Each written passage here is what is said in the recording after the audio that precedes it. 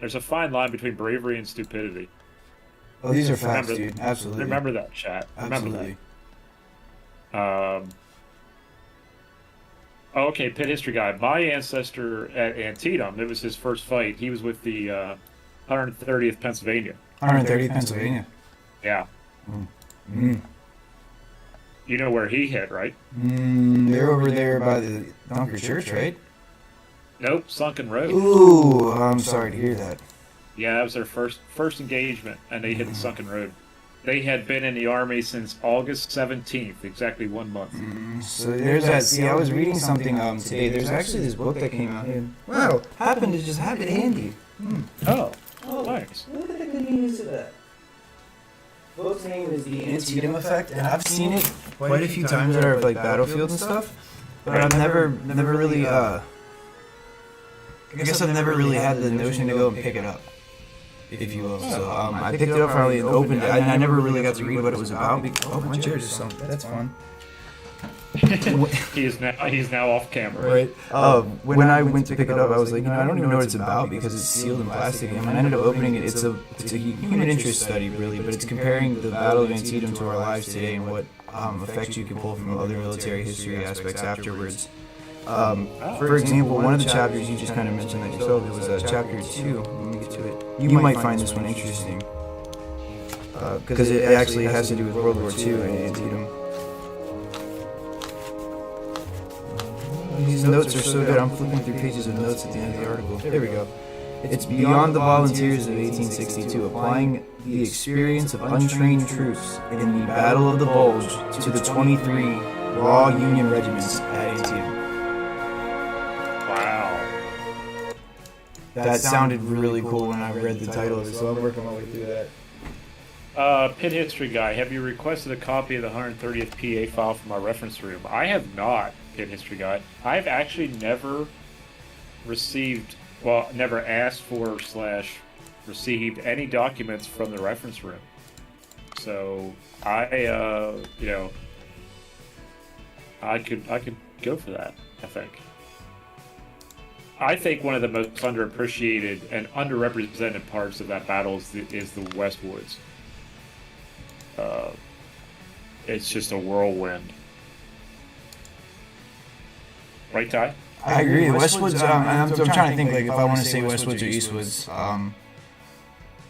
Oh yeah, that's true. Eastwoods is where Because it that's where kicks off, it right? starts on the 16th. There's a whole battle the day before, and the artillery itself. I mean, Parker has his battery far deployed, and I would bring him up because he's in line with Stephen D. Lee. And SD Lee's line goes so far forward that they start firing into Union battery positions that are a lot larger than theirs, and it's okay, we need to pull back from this because this is way too hot for us to be in. And they pull back, of course, and they're going to surround the position that they end up forming into that's very famous now, right outside the visitor center in front of the church itself. But on that day, there's also Pennsylvania bucktails and reserves, like bolting from the Eastwoods into what is the outer skirts of the cornfield, even into the clover field over by the church to chase some of the Confederates that belonged to the 9th Virginia Cavalry, coincidentally from my area here in Fredericksburg. And so on like the night of the 16th, there's all these little engagements and small little pockets of resistance that are taking place from Confederates that don't want McClellan to push inward to positions that they kind of set up. It's almost like they're setting up killing fields or fields of fire, and the Union was hampering that unknowingly. Just also trying to feel out and try to understand what's on the other side of that Keedysville Road that they're approaching on. Kendrick in the chat. Else. What's up, Kendrick? Kendrick, he also had, right, Kendrick? You had an ancestor in the 130th. And I know a couple guys who had ancestors in the same regiment, which makes sense because we all grew up within. You know what would be cool? If we got a group together, maybe since you guys have the 130, if we study that up and go spend a day at Antietam talking about that and kind of following around the battlefield and their portion at kind of going into detail what they do, like we did with the 114th. Yeah, we tried that one day, or we did it just Pennsylvania troops at Antietam, but I want to do it again. Yeah, it was a good time. Cool. We need to do it again. That would be cool. I'm not a Pennsylvanian by any means. Like I said, I really do enjoy watching it happen, especially Pennsylvania, because If I wasn't to live in Virginia, that's definitely where I would end up. We are the keystone of the Union, baby. I don't like it just because of Gettysburg affiliation or its nasty beer. Keystone Light's disgusting. But I don't drink. I don't care. That's good. we have good milk. Yeah, I don't, and I'm not anywhere near as like close to being like beer connoisseur anymore that I even care to like try to judge it by beer. I'm actually by just soda. You guys do have my favorite soda though. Appalachian Brewing Company has the best root beer I've ever had. Oh yeah. And their orange soda is also the orange soda at Dobbin House. That's the one I like a lot. Never had that. I didn't know they had it either until a few years ago. Shit, no, was it a year ago? A year ago, yeah, last year. Not a few. And it was good. Yeah, you could take it home too. I bought 2 bottles ago. I was like, I want some of that to put on my like shelf to decorate, and I didn't last long. Nice. It stayed on my shelf about 8 hours. I looked at it, I said, all right, you're going in the fridge. Didn't have any way around that one. All right, let's see if War of Rights wants to start. I have Ultimate General on standby in case. Because this guy needs to peek out from behind us. I want to like not celebrate, but I want to like commemorate and actually like do a skirmish with these 200. That's what the whole goal of putting the server up today was, to have like regimental musicians lead us into battle, and we were gonna have a big old. Now it's like, oh, there's no servers at all. Yeah, that stinks. Back to no servers.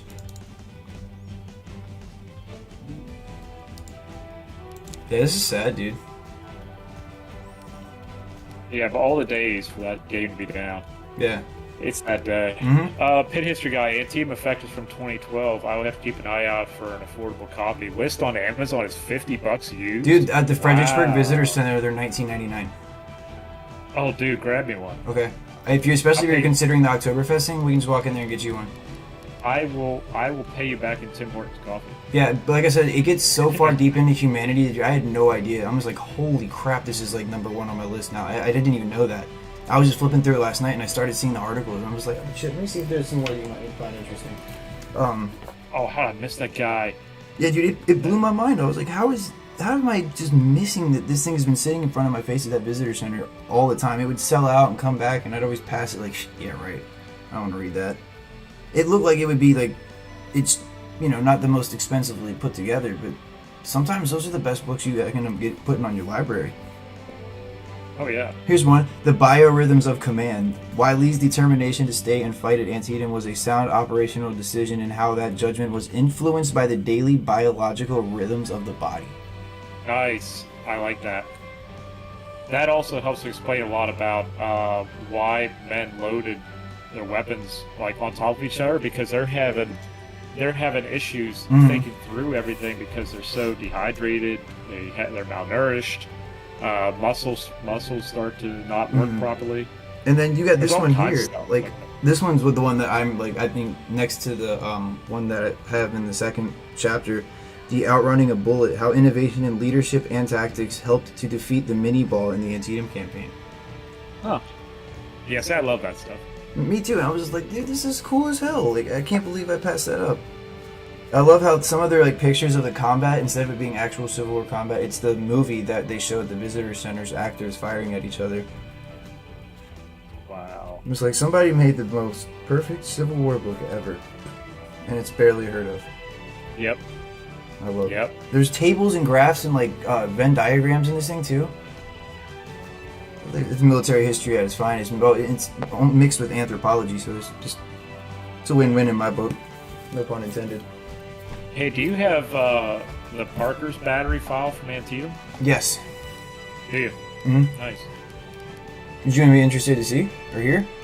I was wondering because Pit History Guy says that the visitor center will, the Rangers will burn a copy of any regiment or battery file if you request it on site. It was years ago, but when Ted Alexander was still alive, he was the one that hooked me up big time. Oh. Mm-hmm. Nice. I even got a tour of some of those spots that they retreated to, and they were able to help me like locate in downtown Shepherdstown where the church was. That he was, he didn't get any amputations or anything of that matter, but he was shot in front of the Dunkard Church. Long story short, he was a Parker's Virginia Battery who was, again, with Stephen D. Lee, who had positioned quite a few pieces of artillery right there in front of the Dunker Church, which is on a prominent rise of ground, so it's very attractive to Union eyes, and they're going to fire quite a few rounds at that themselves.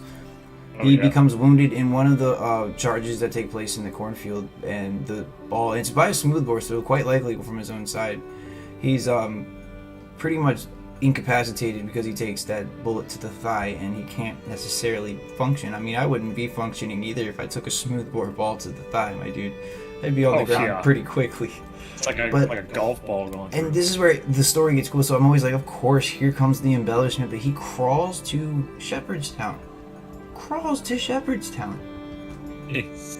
Like, what the grit of this dude.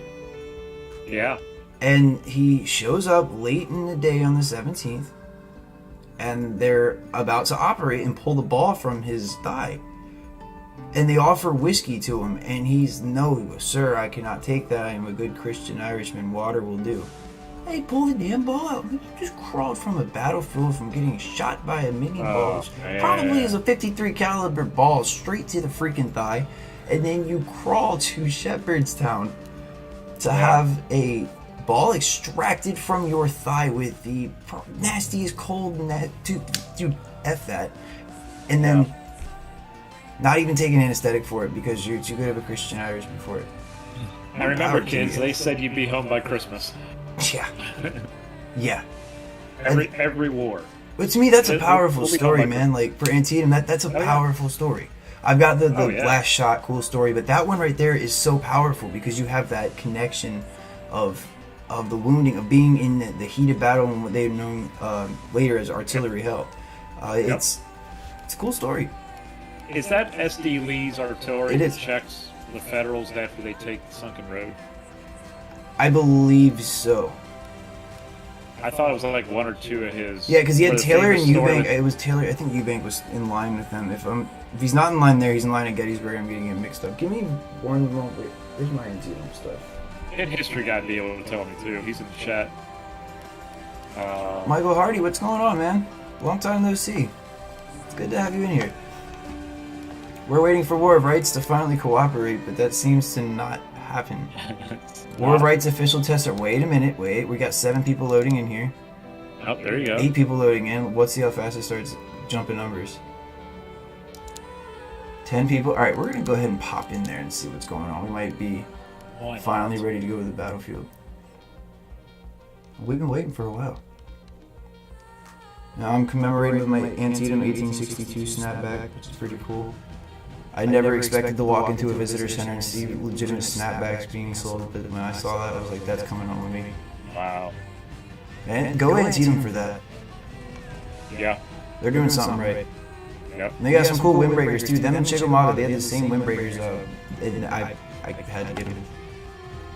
Hit History Guy, repeat question.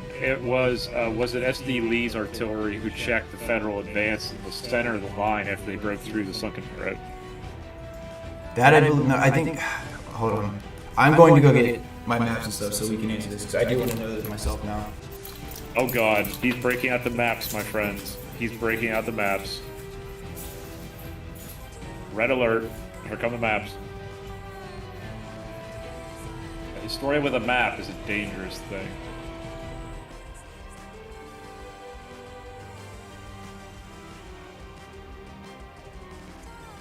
That's a negative pit?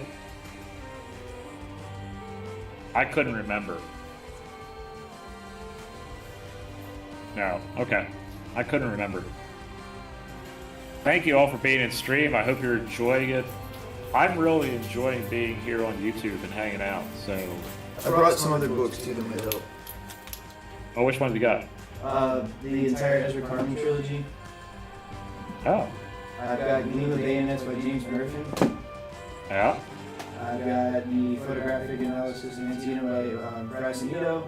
Royal That's a Figs must. account. This is a rare one that I didn't even know existed. I kind of found in the bowels of eBay. Believe me, eBay does have bowels. Oh, it does. Yeah. So they had the Louisiana State Press books that didn't really make it in the mass market. And Crick wrote one, and he wrote the definitive Parker's Battery history book. Love him or hate him, that's the best book that I think he's ever put out. Of course, I'm very biased in that.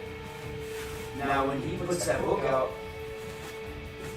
there's also then a surfaced diary of a member that served in Parker's Battery, but it's written more as a memoir. He puts that out too around the same time.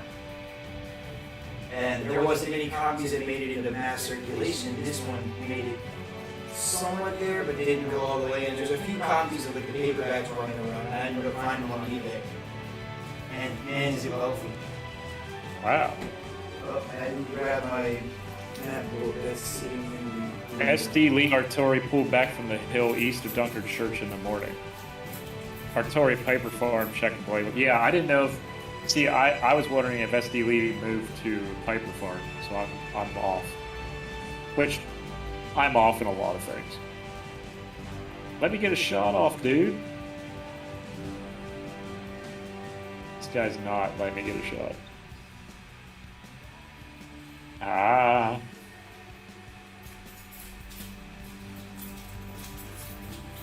Okay.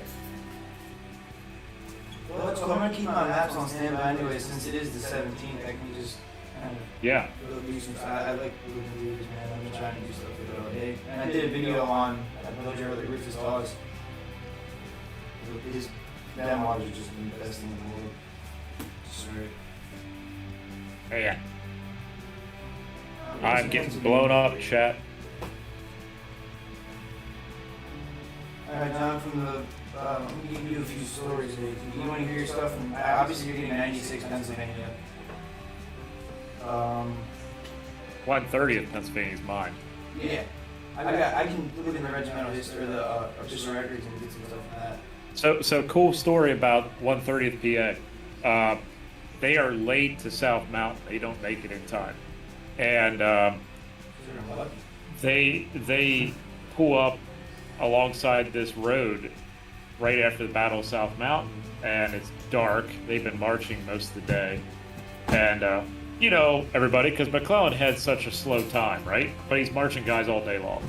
Anyway, yeah, he's marching guys all day long, and 130 PA is one of those who's marching all damn day on the right after the Battle of South Mountain, like the night after, and they pull up alongside this road. And they're like, well, we're tired. We need to find a place to rest. And they're like, well, there's a regiment laying over here. We're going to lay up next to them and just, bed down for the night. Michael Hardy said it was SD Lee's artillery. Okay. Thank you, Michael. I should save myself a trip, but I got him. They wake up the next morning. They wake up the following morning, and they look around, and they're actually laying next to the dead from the Battle of South Mountain. Jesus. And it's like, oh man, there's a great omen. And they've been in the army since the 17th of August. And they've only fired their weapons maybe 3 times. Mm. So this is the green U.S. Army soldier at Antietam in a nutshell.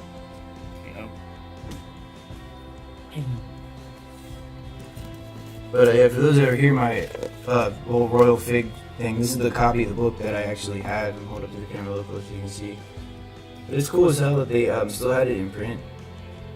I was able to find a copy. I thought that was interesting. And then obviously the Parker's Battery history that Robert Crick wrote. This is the one that is just like the best thing out there, I think, so far.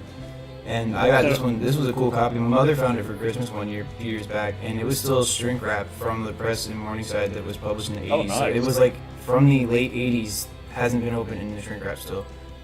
Wow. That was cool. So I made a joke when I opened it. I opened the book wide, and my mom, "Is this what the '80s smelled like?" She's like, "I don't know. I don't know what that means either." I'm just opening the book and asking because it hasn't been open since the '80s. So I am in talks to have Gottfried on a live stream about the maps of Antietam. Oh yeah. Yeah. That would be cool. That would be really cool. That just started happening. Okay. It'd be great to have done it today, obviously, because it is Antietam. Yeah. But everyone else is doing Antietam, so I don't want to do it on the day everyone else is doing it. And I don't mean Utah. I mean everyone's live streaming from there. Well, you have me. That's what we can do. That's my favorite battle. I'll share it with you. It's the like. I'm starting to go against the grain and be like, what's the easiest thing to do today? Let's do the exact opposite. And so I was like, if it was up to me, I would have done like a live stream of Barker. And that's why I didn't do a live stream today or an article or a post on Facebook like that. That's why I did that random video on Rufus Dawes' account. I was like, let me just have him tell you. I'm not even going to do anything. I'm just going to read it. And put some that's pictures why down. I'm proud of you, because everyone can do the same thing, and it just gets lost in the mix. Right. I'm guilty of that with Gettysburg, and I'll admit that. But next year, you don't know what I'm going to do. So, well, I hope to be with you on the 2nd again. We need to do a follow-up on something. I'm like literally looking into what hotel room I'm going to be staying at for that weekend, or whatever that is. Those 3 days, I'm going to try to get up there and spend those 3. Oh, a major shout out to Go Button Media for hooking me up with a Hilton room the night I filmed. Oh, that's awesome. You're putting a country boy in a Hilton. Yeah, man. No, that happened when I found out I'm speaking in Columbus. They were like, same thing. We're putting you up in a hotel. I'm like, what? I was like, oh yeah, my I was God. thinking, I'm gonna get like a Super 8 or something. I don't care. I mean, I've slept on the ground. Yeah, and they're like, oh, we got you a thing at the Hilton downtown Toronto, and I'm like, okay. That's too cool. Nice. So shout out to Go Button Media for helping the guy out. Awesome. Dude, congratulations, man. That is really cool. See, kids, history can pay. And it's fun. It's just a lot of hard work, and the work is not done. I will continue to do hard work. I enjoy the hard work that brings, or that history brings to you, man. Like I do. The research is, sometimes you feel like you know some of these historical figures, or just even these situations that they're going through. It helps you realize, in the grand scheme of things, or maybe some situations you're dealing with in the moment aren't as bad. Because I'm like, my whole life, in theory, I'm not in artillery hell right now, so I'm looking at that in hindsight, like, yo, hey, that's one thing to be considerable about. Like, I don't have to worry about being pretty much blown apart by these extremely crazy rounds that are coming in. Yeah. You don't have to crawl to Shepherdstown. Thank you. No ball in my thigh. That's right. Ooh, I got some massive artillery coming down right now.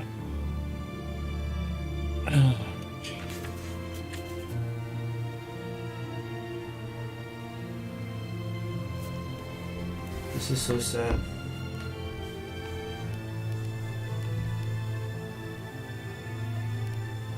Refresh servers, are we gonna show something? Still not working? No. Wow. That's okay, that's why I'm just talking to Antietam while I'm waiting. Yeah. I'm cool with that. I can spend some time on it. I've been wanting to. Oh, that guy.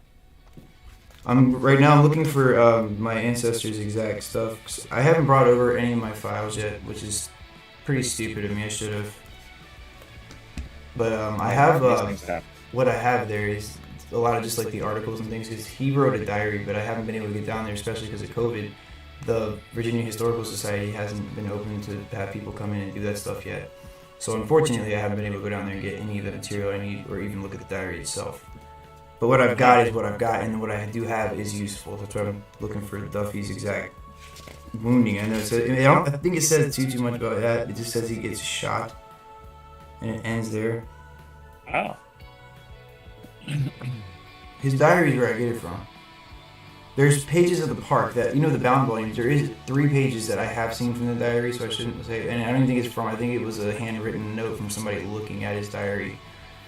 And they used it as a reference for the Second Battle of Fredericksburg. Oh, wow. John Hennessy emailed me that a while ago. While being 3-4 years ago. That's a while. Yeah, a little bit.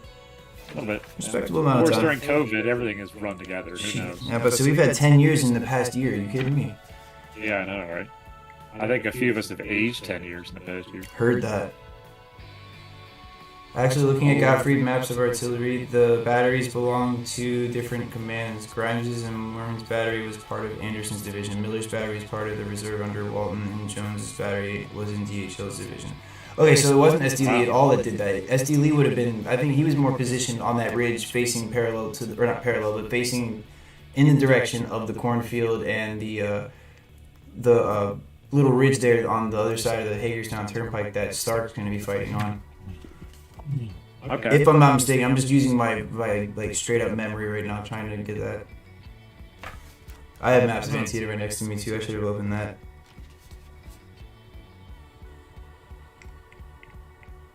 But I have those same papers that I was talking about from Antietam in my binder that has all the Duffy stuff in it. Oh, nice. Yeah, it's cool. His story's a little interesting. Hit history guy says Hauser Ridge. Hauser Ridge. Yeah, SD Lee pulling back west to Hauser Ridge. Yeah. Yep. I'm looking at that map right now. There's a map in that Crick drew by hand. You can see it. Their first position, they were pointing guns like right in front of the Muma farm and the Roulette farm, like off to their enfilade. 15th, they were guarding the Boonesboro Pike, like on one of the approaches to Sharpsburg. That would be if you're approaching Sharpsburg from the east. So you'd be crossing the Antietam to get there. Right. Middle Bridge, I believe. Yep, that'd be the Middle Bridge. National Cemetery. I do know that was their third position. That was one thing I thought was really interesting, that they actually pulled back to where the National Cemetery is now on the first day, on the day of the battle, and that's their ending position. They're going to be kind of in that area when the battle really concludes on the night of the 17th.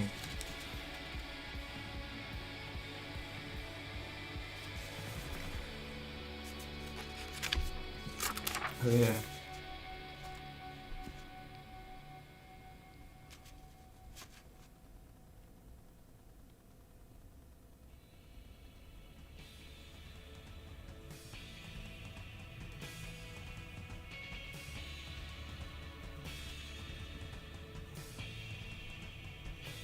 Oh, I've just been rolling in a Sherman tank all evening so far.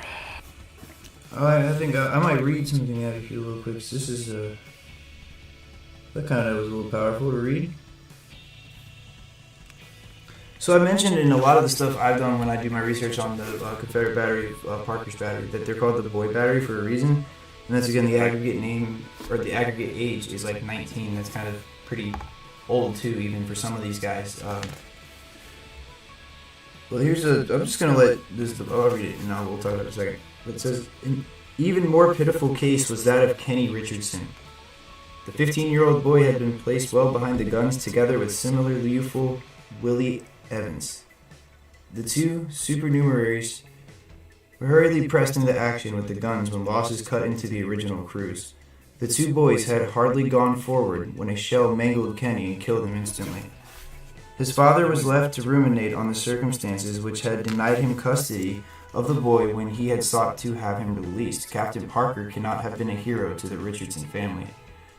Despite William Parker's illness during the battle and despite the disadvantages of his position, the captain could be seen everywhere inspiring the men by his fearless example. So the story behind that Willie Evans, or the Kenny guy, so he wasn't really of age to be in the battery to begin with, and he was one of those patients that Dr. Parker would have been attending to in Richmond when the practicing was still good, before obviously the states all split and the war broke out. And when he's at the Battle of Antietam, at this point his father has petitioned to try and have this boy released back to him and his mother, but Parker won't do it because he's bound by military duty to stay where he's at. But in respect, he takes the two boys and keeps them at a caisson. Well, when they move from the caisson, as soon as they go into place, a shell hits them both. Oh. So the place that Parker kept them to try to keep them the safest, got them killed. Yep. Yeah, I mean, that was one thing I do That's remember crazy. pretty vaguely from the Parker's battery study I did beforehand. That was that one had me stop too the last time. I'm like, Jesus, God, like that's... Yeah, that's crazy. There's kids. And then to look at this too, to think, there's a picture of those two boys dead. It's very famous today on any book. Even if you go to a Civil War book and you see that picture in front of the Dunkard Church with the dead, that's all Parker's battery right there. Oh yeah. Right, those are the boys. Yeah. So, you know, we think we're looking at grown men, and that we're not. There's some kids in that, man. 15, 14 years old, just laying in that picture, and you would never know. Nor would you know there's 5 horses, separate horses in that picture either. Taken at different angles, there's horses off right in front of that whole caisson. The entire battery horses were killed there. Mm-hmm. Right. Yeah, Hit Parker's history battery guy had a- says. Hit history guy says Antietam NPS now owns Hauser Ridge, so you can visit it, but it isn't part of the trail yet. Oh, interesting. So there you can see where SD Lee went back to. Yeah, I would like to. That would be really cool. Because I have been to most every spot on that battlefield that Parker's battery would have been to. Even when Duffy would have retreated back by crawling to Shepherdstown, but I have not been to that portion on Hauser Ridge there. So if I could ever go out and stand there, I think that'd be truly incredible. Put the whole like battle together, you know what I mean? Like you almost have a full circuit. Since I fired artillery for so many years and studied, topography and stuff like that for that reason, I love going to those positions and be like, why did the artilleryman choose this spot? Right. 9 out of 10 you can see it if the landscape has been preserved to what it would have looked like. And that's what I love Antietam for so much. You have that. Yeah. Yep. And it's awesome. Yeah, it's one of those things. That's why I like going to the peach orchard at Gettysburg. Mm-hmm. Oh, we do. You helped me understand. I understand. Yep. That was incredible. Yeah, I understand completely why this is an artillery plateau. Lee knew it. Sickles even knew it. And it's like, yeah, I would want this spot. If I had the Napoleons up there like I used to command, it's like, yeah, we could command this entire valley if you have me sit out here. But no way, we're going to the Eastwoods. Oh God! Oh, there we go. Money. Are you a war of We are about to deploy into the Eastwoods. Yes, sir, we are. Oh, nice! It's up and running, huh? Supposedly. Supposedly. It's raining. There were 33 people in the test server, is what they're calling this now. So again, I'm not quoting anything. I am just going with the flow of how this is going, and hoping it just works itself out. It's a good approach, I think. I don't think there's anything wrong with that. But this is depicting the September 16th fight too. Oh, nice.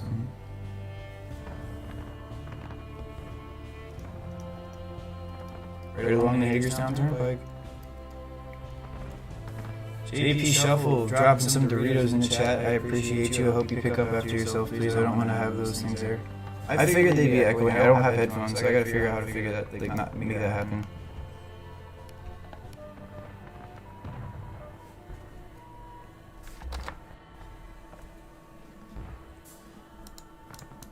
Give me 1 second. I might be able to get that figured out. Oh, you got an echo going on? Yeah, I don't have headphones anymore, so I don't know how to like get it to where your voice won't pick up on my head or my microphone. Oh. What do I use, noise suppression or something? Possibly? Oh, I can't get through there. Oh, I can't get through there. That's not good. Oh, where's this guy coming? Is he coming through? Maybe behind me. Thank you, Jared. I didn't know that was happening on my fake. It's not working. Killer Kane, I've been all over Antietam. I even took the Navy forward run. That's awesome. Where's this guy at? I muted my microphone on stream so that you could hear me for a minute.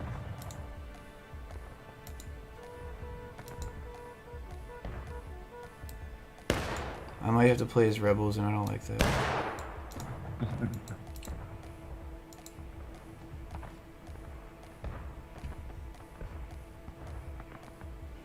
Oh. Oh.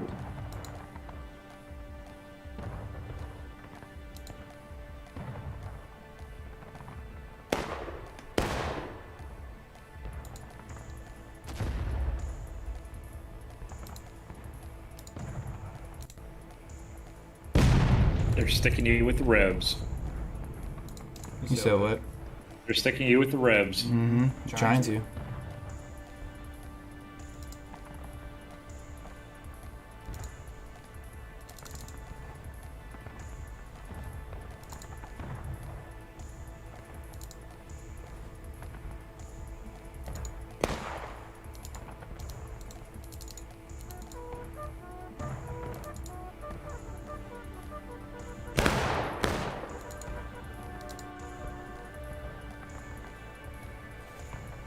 hear Irish music. We're right for you.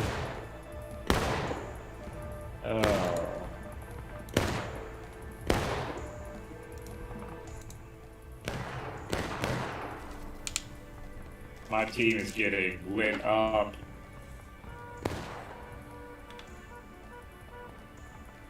Said they're getting lit up. Yeah. Of course, I got lit up, so yeah.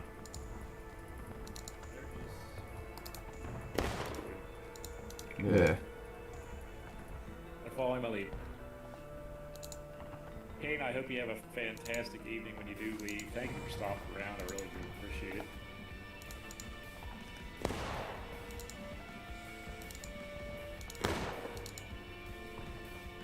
Oh, we got it.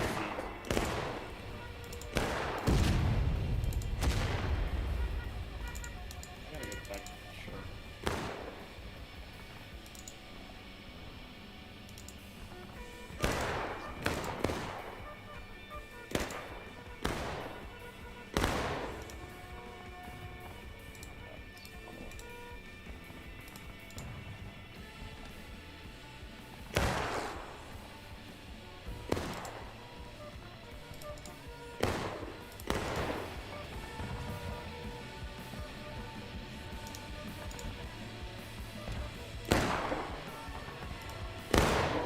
Can you still hear me, John? Yeah, I hear it. Alright, cool.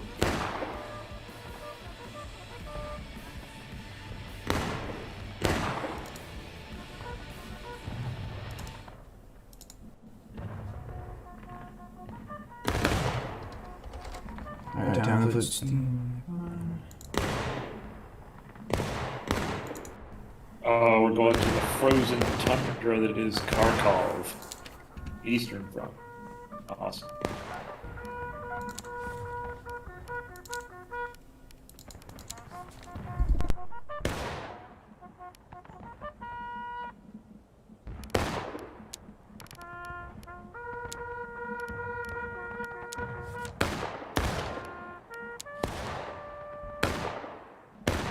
Buglers are cool. Okay, now there are buglers in game.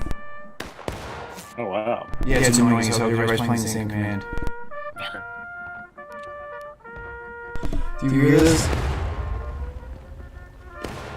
It is literally just a bugle fest. And there's drummer boys too. You need to be a bugler while eating bugle chips. Oh man, that's very edgy. It's meta, baby. It is meta. I think you can do it.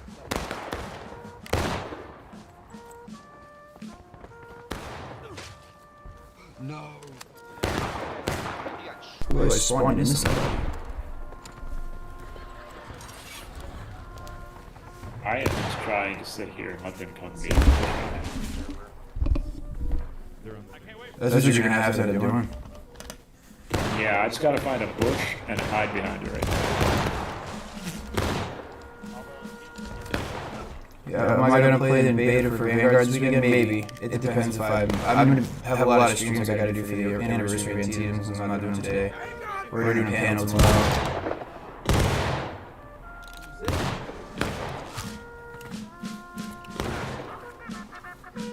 I wish I was, man. I forgot that was this weekend.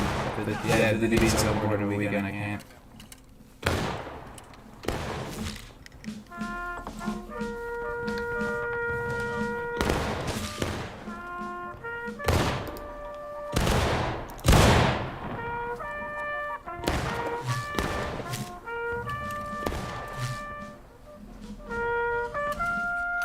Dude, these bugles need to stop. Holy crap. That was not a good addition to the game. They're playing taps. Oh, and here we go, the game crashes again. Somebody killed the bugler. Somebody killed me, the whole game just dodged the game out. Hey.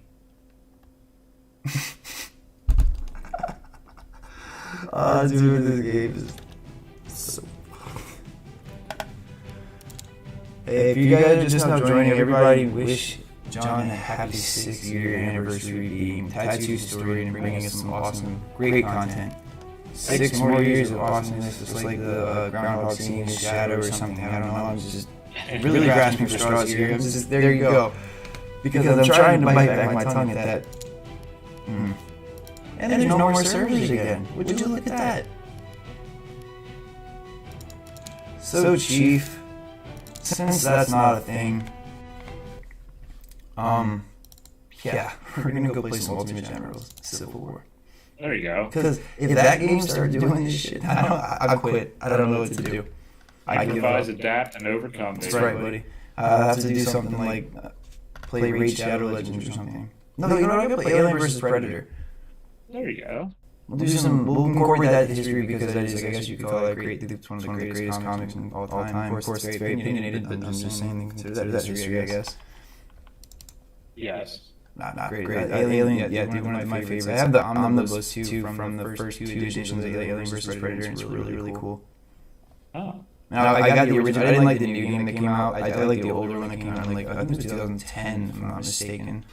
And there's a mission, you can be either the alien or the xenomorphs, or you can be the predators, or you can be the colonial marines.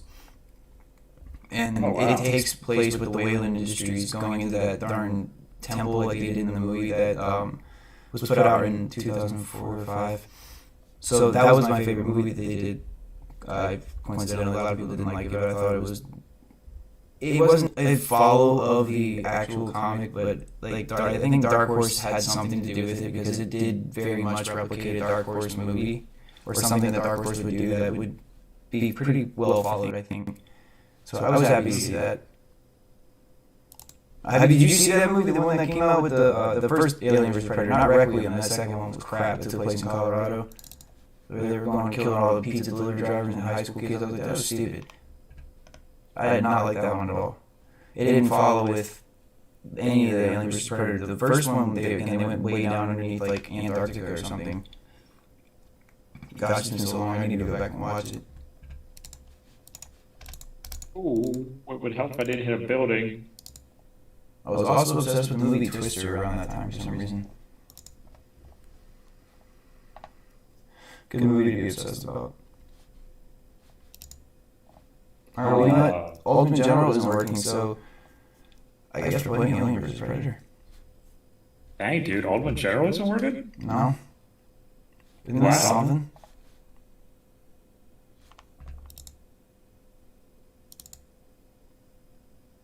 Sega. Ooh, there's a close hit. We're getting murdered again. What is new? It's bad. I thought I had an opening around the flank, and it wasn't there. It closed. Good shot, Stug.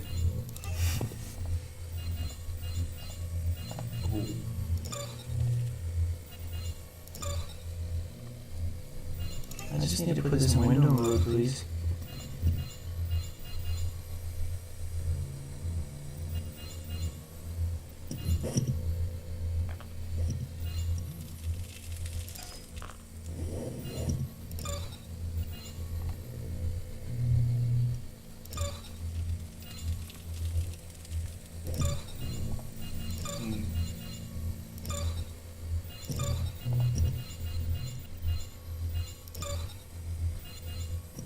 Hi.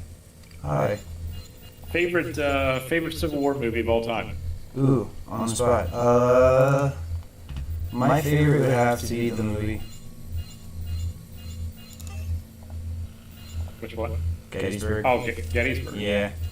Oh. So I thought everybody referred to it as the movie. Only when you're in Gettysburg. Oh, yeah, true. Maybe, you know what, maybe not even, I don't know, I really liked, okay, that's not even Civil War, I don't know what I'm talking about, I wasn't a big fan of the Gods and Generals, obviously. I mean, there are parts that I am. I think they did well with the Battle of Fredericksburg. The battle scenes they did pretty good. Of course, I could have done without the very fanfare music that made it, very, parade-like. Yes. I didn't like systematic killing being compared to a parade where I can get some candy. When we know those little strawberry wrapper candies you should get. And yeah, that's what it felt like I was gonna get watching that movie. I'm like, okay. And to have that in a movie where you even get an intermission, that's not good. That almost seems like I don't want to dare say indoctrination, but yeah, okay, I said it, and I just wasn't cool with it. So Gettysburg had a balance in a way, I think, and I don't know. I really liked Gettysburg. It was a very big draw for me. But another Civil War movie I liked, I think probably might even rank that, is Glory. Yeah, as far as Civil War combat is concerned, it's my favorite Civil War movie. Civil War Combat's your favorite movie? No. Civil War. As far as if we're looking at Civil War combat, Movie in is a Glory. movie, it's gonna be Glory. The opening scene of Lincoln and also the Cold Mountain. yeah. The opening scene of Cold Mountain, the crater explosion is really good. They did a good job with Thoughts that. and generals I called clogs and urinals. Yeah, that's a Because very it's good accurate terrible. description. Now the books are Yeah. good. Yeah. And that's what made me really upset. I read Gods and Generals, and to me the book didn't seem anywhere near as bad as the movie was.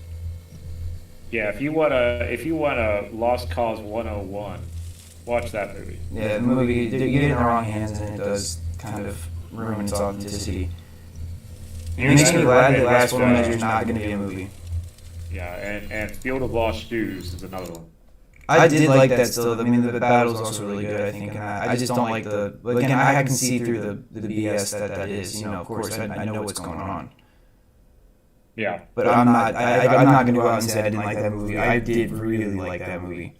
I think what they did with the battle and how they just that was little bit of a kind of a slant with some of the dialogue. If I can do without the dialogue in that battle, like if you were to put some good old iced earth over top of that or something, so I don't have to hear them shouting and making it sound like they're excited to kill kids, and like that would be cool.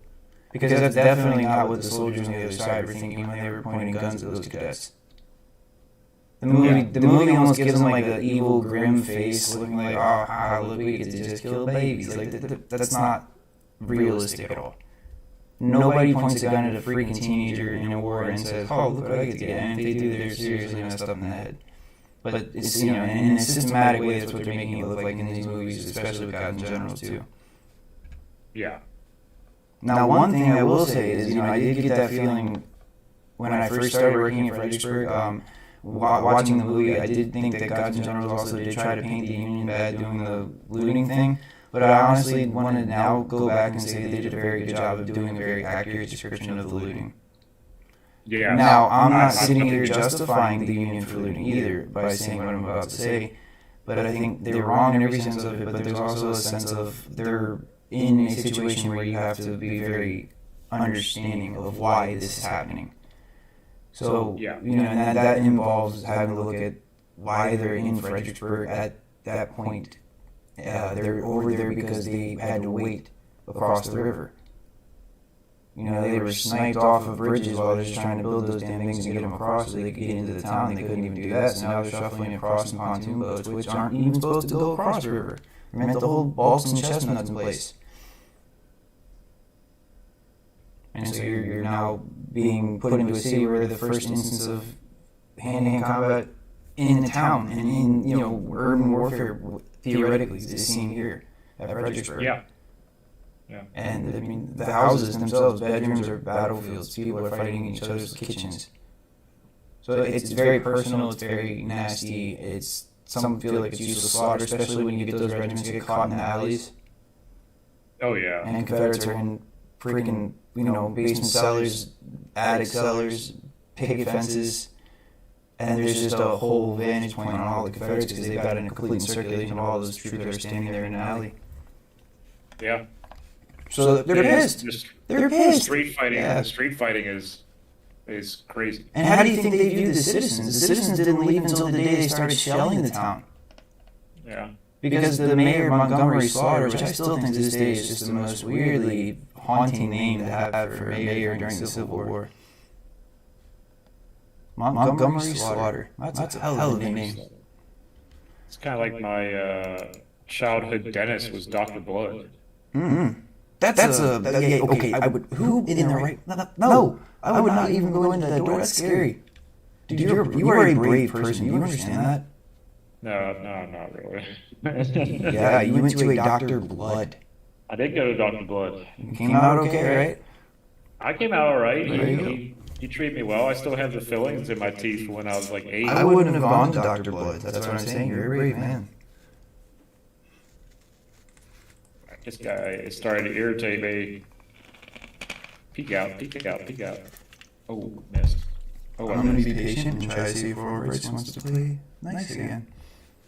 Oh, no. I wore my silver tee for you today, the one that has Buford and Reynolds on it. The surprise here. Oh, did you? Yep, it's got party hats and a balloon on it, so I was like, I had to. I helped design the John Burns one. That's awesome. I do so nice of you to do that. Yeah. I when I get some more cash up, I want to buy some more for when I'm streaming. I want to wear. Oh yes, and everybody, Unfiltered Historian has his own merch now too, so you can head on there and get some merch.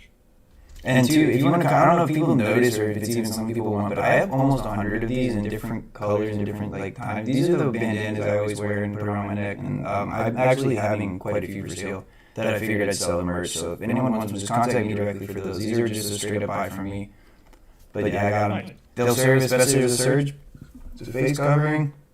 If it's hot as hell outside, it's been wonderful to just kind of get it wet a little bit and put it over your head as a bandana.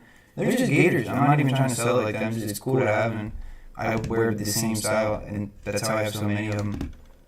Or I don't wear the same one all the time. I promise that. I wash them, of course, but I have hundreds to just wear and go through. So yeah. Figured I'd start giving some away or selling some or whatever if people want one here. Get yours now, ladies and gentlemen, for the Battlefield tours. Mm-hmm. That's right. All right. I do have some plans for that, John. I needed to reach out and talk to you about your schedule in the summer. The COVID willing, of course. So I'm not really too confident about or confidential about it, so it's not a big secret. But I do plan to do, like, instead of like symposiums people do, I'm going to do a couple of tours throughout the year. And try to get people to come out to the tour, like, set it up and arrange it the right way, get a permit and do the tour wherever. Yeah, get a special use authorization. Mm-hmm. Yep. Yep, so if that's something you're interested in, like, also, talking about where we would do that. 'Cause my first one this year, I'm not really doing, like, people are coming on the tour. I said some people are invited to walk with me, because I'm not labeling it as such. It's a live feed, so that doesn't count. That's kind of like, I wouldn't say a loophole, but that's your... I'm walking the streets of Fredericksburg. Fredericksburg is a different animal because you can't really walk anywhere without it not being a battlefield. So, and I want to do I'm doing a thing this year where I'm covering the street fighting. Nice. Yeah, it's going to be fun. Yeah, I had a good time with that a couple of years ago. That was fun. Mm-hmm. So I'm going to walk, like, on the 11th. I'm going to take some of the maps and we're going to go walk around, like, the swale and all that stuff. And then, of course, return on the 13th and go back to the city because we have to use the city now to understand the bloody plain. It's a neighborhood. It's a suburban neighborhood. So that's right. We're going to be going around cul-de-sacs talking about generals holding out and doing some of the most honorable valor acts they've ever done in their life. Mm-hmm. That's awesome. Get an ice cream Carl's too, alright.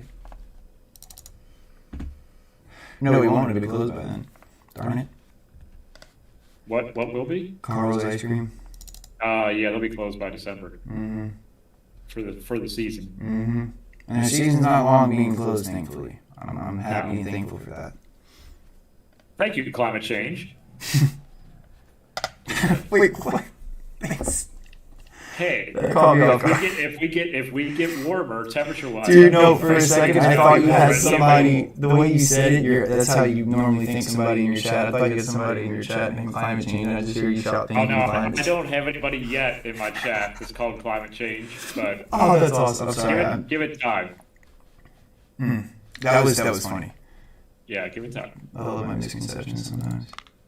That was like yesterday. Someone at the time when they were freaking out about like global warming, climate change. And I'm like, it is real. But think about this: we're going to have more ice cream stands open longer hours. Yeah, see, they said there's an echo too. I gotta figure it out. Hold on, I'm gonna try to fix that.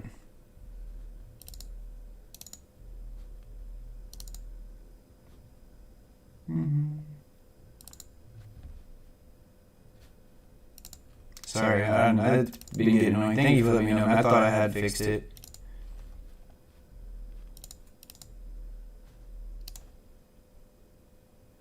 Do.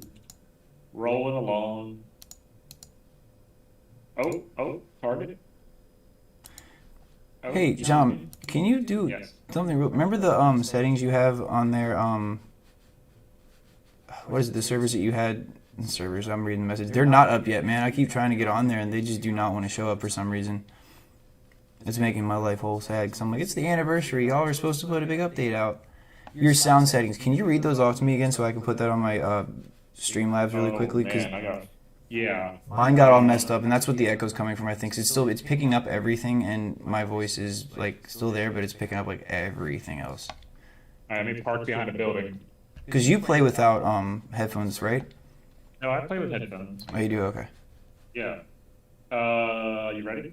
Mm-hmm. This is for your mic settings. Mm-hmm. Chat, if you're paying attention, remember this too. Yeah. Suppression, Yeah, I have noise suppression on. negative 36. On the SpeedX, right? Yeah. Negative Let me know when you're ready. 36. All right. Thank you for taking time to do that too. Yep, I'm ready. Noise gate. Noise gauge.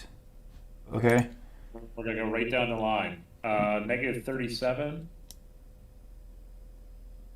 Mm-hmm. Okay. Negative. And that's on the open threshold, right? I believe so, yeah.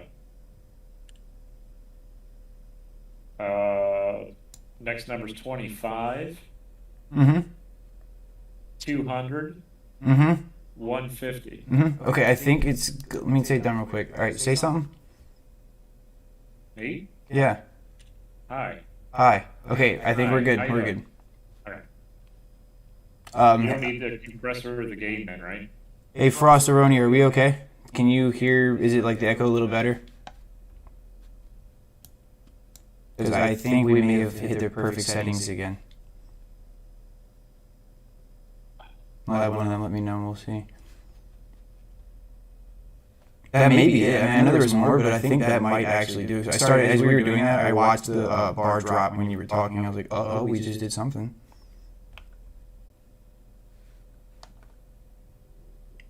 I think he may have left. That's okay. It looks like we're good. If it happens again, hopefully someone will let me know. Let me get back up on Ultimate General here. I appreciate you sharing your setting. That helps a lot. I would not know what to do without that.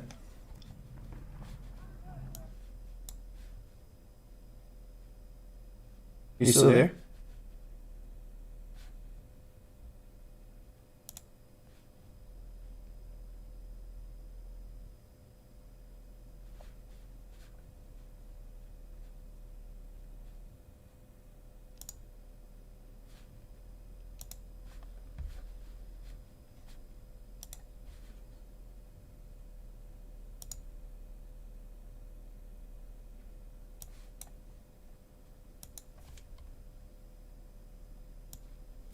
I lost him. Yeah, hey, you're muted for a minute. Oh, maybe that's what it was. I'm not paying attention to it as much. It's okay. Come on. It is okay. There he is. I'm just happy my stream has been going so long. Like, wow. That's impressive. I'm running over the Siegfried line right now. And I didn't get caught up somehow. You said Siegfried, not Siegfried, right? Not Siegfried Roy. No, sorry. Oh my god. It's gonna be a fun stream, dude. I'm excited. This has been a blast, even though nothing works. That's why I love this. I don't care if my games even work. It's sitting here hanging out and talking to everybody. And that's fine by me. That's what it's all about, man. Mm-hmm.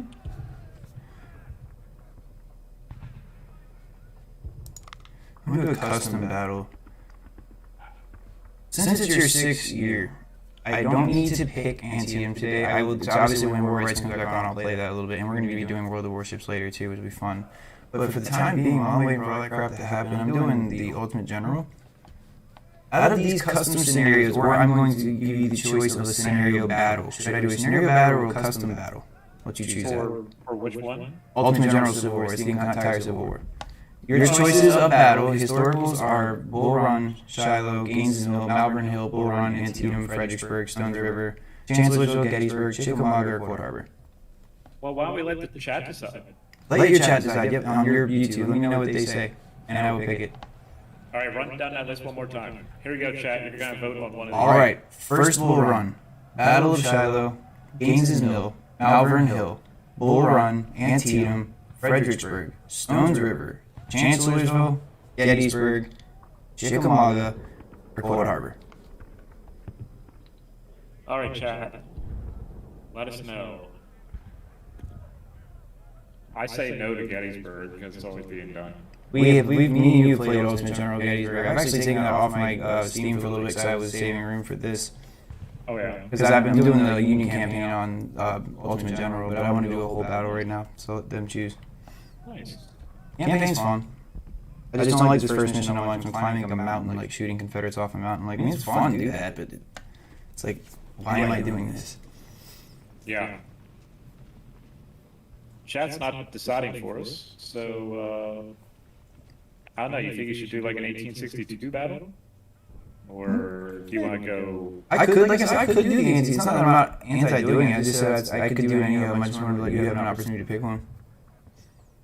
I think on a day like today, it'd be fine to do Antietam, right? Yeah. I mean, it's the day. We'll do that. I'll play as the. Well, I'll lose it. Yeah, I mean, so yeah, I don't want to lose. I'm good. If I was on Fredericksburg, I might play as the Confederates on Fredericksburg just because I win that battle. I would have to be winning that one, so I'm going to pick the winning side. Not going to pick the History side. guy says Malvern Hill. Maybe you do that next. I will. Malvern Hill's number 2. That would be cool. I've actually never done Malvern Hill. There we go. Now, the one thing I do like about this game is the Pickett's Charge map. We're on the Pickett's Charge. Like, that's fun to just, like, lob those freaking cannons down. Oh, my God, that's cool. Well, not this. I'm sorry, that's not this. This is, that's Napoleon Total War. That is fun to play the Pickett's Charge. Oh, my God. Yeah, you might actually be able to beat me in that. You have it? No. Gotta get that. Chat, unfiltered historian couldn't break me with Pickett's Charge. I was upset. He was upset. I didn't match my He's very artillery the right aggressive. He's way. very aggressive. I could break normal. Normally, I always break through because I don't do the whole Lee's gonna throw it through the center. I hit certain parts of the flanks again. This isn't the doors, baby. You're not going to break on through the other side. I almost. The only time I did that, we were listening to Ride the Lightning as we were charging Burnside Bridge. That was fun. Nice. Best charge I've ever been in my life. There were 100 Union troops, bayonets gleaming, and Ride the Lightning was just blasting, and we were charging across the bridge.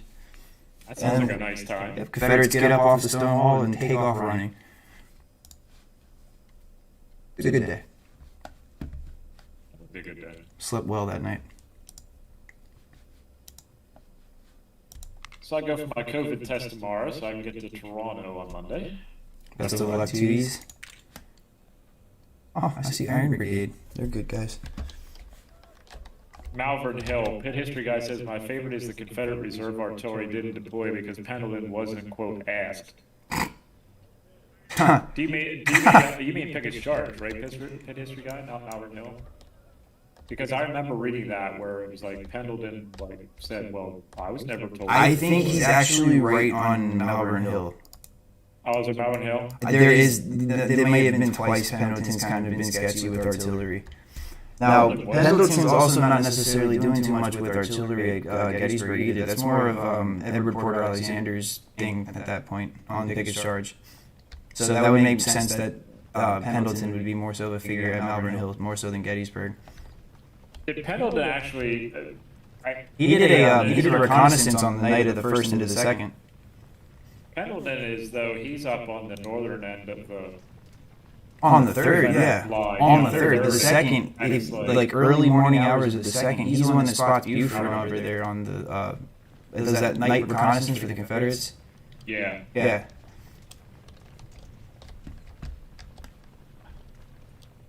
One of them. Sorry, I shouldn't say the. There were a few. One of the most prominent, I guess. oh, this is not going to go well. We're just, the entire freaking corps came forward. Maybe we can change the fate of Mansfield today. Poor guy. I call him a 10-minute corps commander. Is that bad? Mansfield? I need a target. He definitely, because he doesn't really. It's sad that he buys his whole life to get a corps command. He gets his corps command and dies the first minute they're deploying in the field behind the 10th Maine. Oh, yeah. I mean, at least he gets a monument. He gets a monument. He does. Not like the standard monument at Gettysburg. It's like, dude, that guy's got a monument. Oh man, that's the greatest monument to a person I think ever. And it's supposed to not be to a person level. He's crowning the top of a pedestal with some great balance because it's just one column he's standing on, mind you. Hey Walker, and your Stonewall boys, we're going to deploy Durgee's men just like they would have, and we're going to attack you. No, don't attack Christian. Get your own men. You don't do that. Oh, I'm getting slammed by somebody. And I just got opened up on in the Westwood or the Eastwoods. Pretty bad. Iron Brigade will come to the rescue. He always did it. Oh. Stonewall Brigade tried to flank the Iron Brigade. Where's this coming from?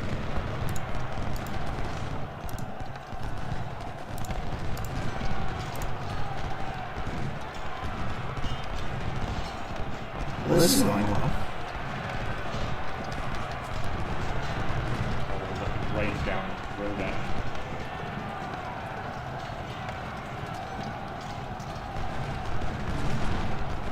And Confederate cavalry just comes charging across the field. What? Again? What? And so here comes Stonewall Jackson. Running in the field. Didn't they do that cornfield scenario you did? And the cornfield scenario I did was not even this. It was what was it called? Napoleon Total War. Oh, yeah, that's right.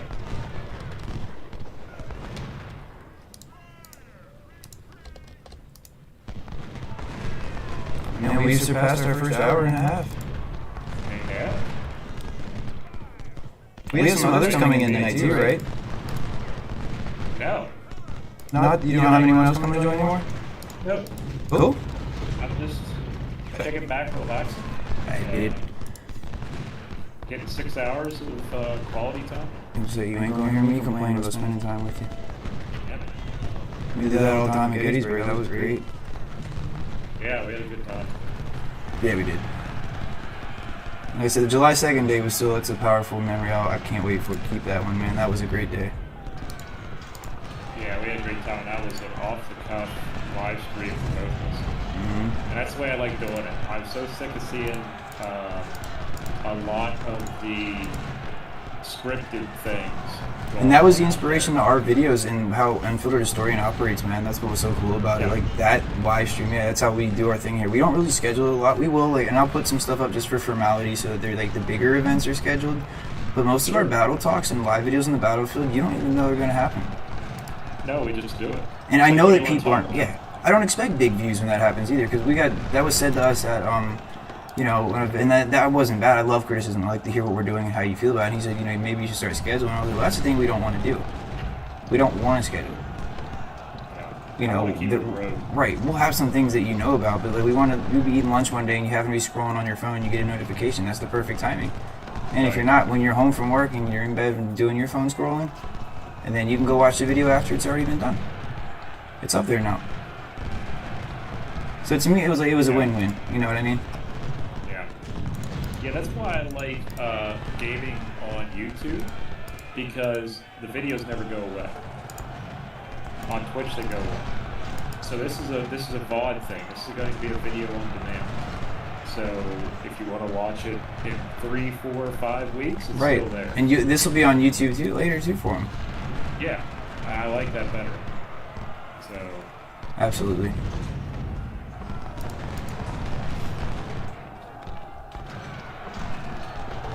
You're not doing too well in this cornfield.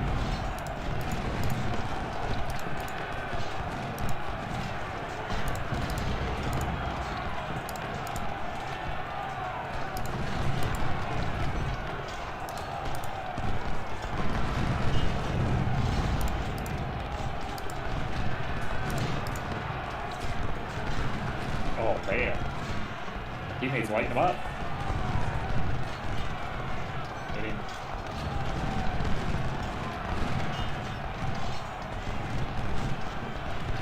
Oh, there's a cavalry charge. Surprisingly, I've been doing pretty decent in early tanks tonight.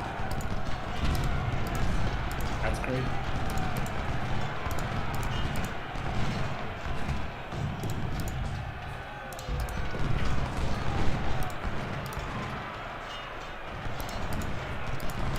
Ooh, dirty. No, don't retreat, don't retreat.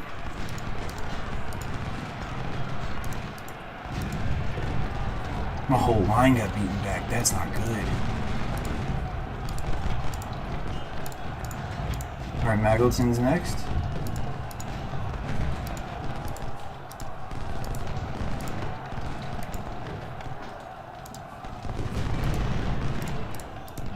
Back up, back up, back up. There you go. Oh,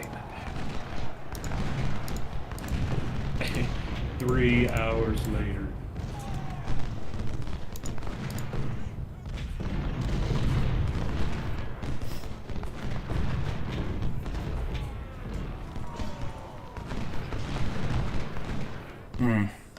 We got some concentrated fire on Stark's brigade here.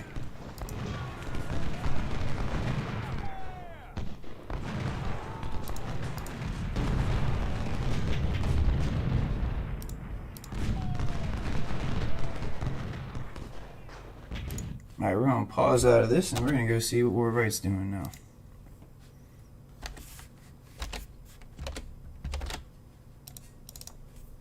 Hopefully something.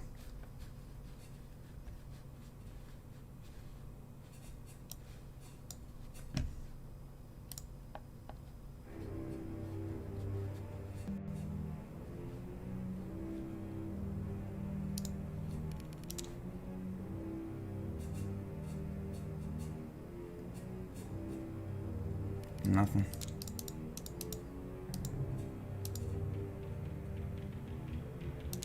Oh, man. That's so sad.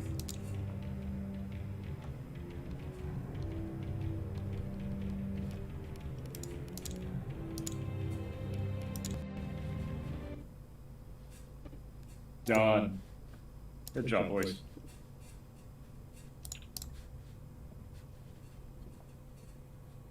Library, discussions, community hub. See if they're saying anything about in the community hub. There's actually, I know Frost said there was some of the servers being down too here in the chat. I figured it was all the way across. Oh, if you don't have War of Rights today, once they get the servers up, just an FYI, it is $15 today as a sale because of the anniversary. So if you don't have it and you want it early, as it's an early access, I highly recommend getting it now while you can. $15 ain't bad for the game.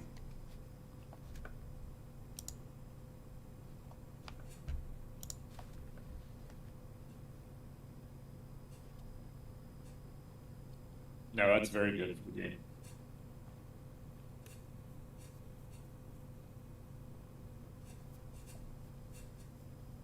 We're over here listening to some metal music and just, you know, driving some armor around, doing our thing, hanging out.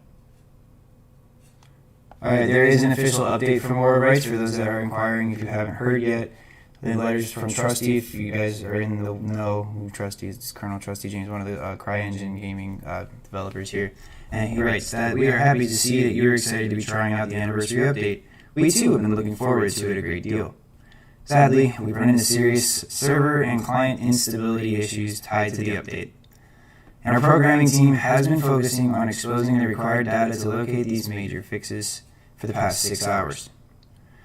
They're still going at it in hopes of fixing the issues tonight. If they are not able to, we will roll back the game's version to the update version to 1.7.4 to ensure that you can play War of Rights the remainder of this weekend. We will update you in this thread as the news comes along. So there is a reason War of Rights is down, and that would be it. That's a good reason. Mm-hmm. It's a massive update too. I didn't expect it to be a like a big thing at all, actually.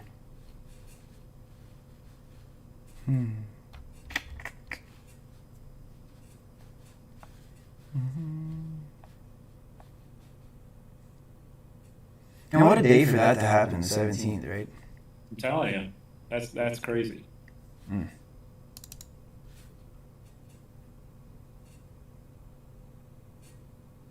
Well, shake it up a little bit, play something else. It's okay.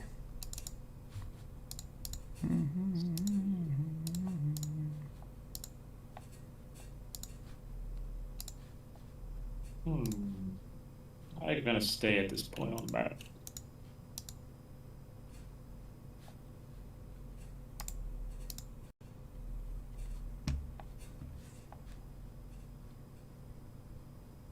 Got HE in the gun, trying to find the target.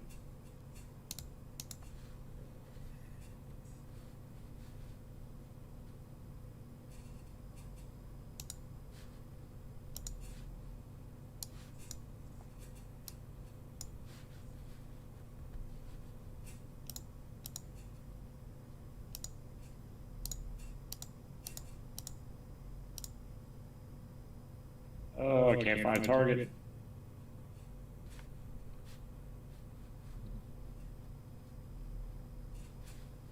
Gonna have to get a little closer.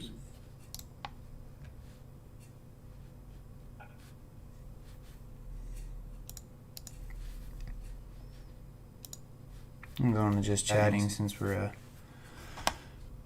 not wanting to play nothing. Not my fault, I promise. Yeah, it happens sometimes. That's quite alright. At least you get to kind of have a party here now, and that's all that really matters at that point, right? Yeah. You don't have contingencies. I think that's how things get really messy. Hard to cope with, because if you don't have a backup plan, then everything fails. What do you have to fall back on? Unless you're good to adapt. Adaptability is important too.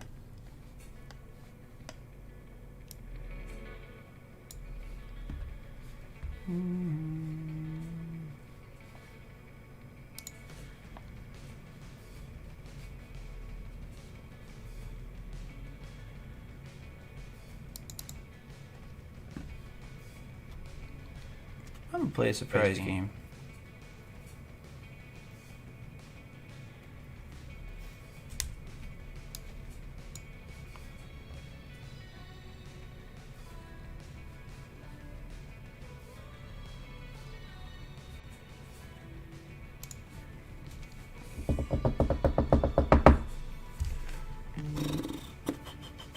I just got an email about a keto diet. Oh yeah? Yeah, wanna go on a keto diet? Am I? Hey, you wanna go on one with me? I don't need to go on a diet, dude. I'm 138 pounds. Really? Yeah, Wait, about the same, bro. I'm the size Awesome. of a Civil War soldier. Me too. I weigh like 2 pounds less than you. Yeah, why do you need a diet? You know what? You can. I have no idea. I'm not the one that emailed me and asked me if I needed to go on a keto diet. I'm like, You don't need a diet. I say, do you know who you're emailing, dude? No, I don't need that. God, that'd probably be bad for my health. Yeah, as soon as you change your diet, you get sick. No, not good. Yeah. I just eat like chocolate and coffee. Yeah, chocolate's good stuff and coffee's good stuff. I like your ways, man. Yeah, coffee and dark chocolate.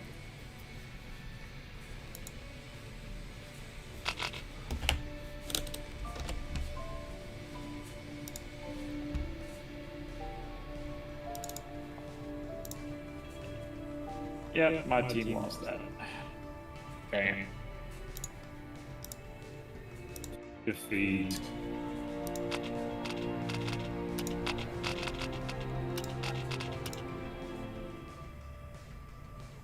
If you guys haven't seen the game I'm playing yet, I'm playing Mafia 2. Oh, that's a good one. Yeah, it's a fun game. Got a great soundtrack. It does. Mafia 3 is a good soundtrack too. Oh yeah.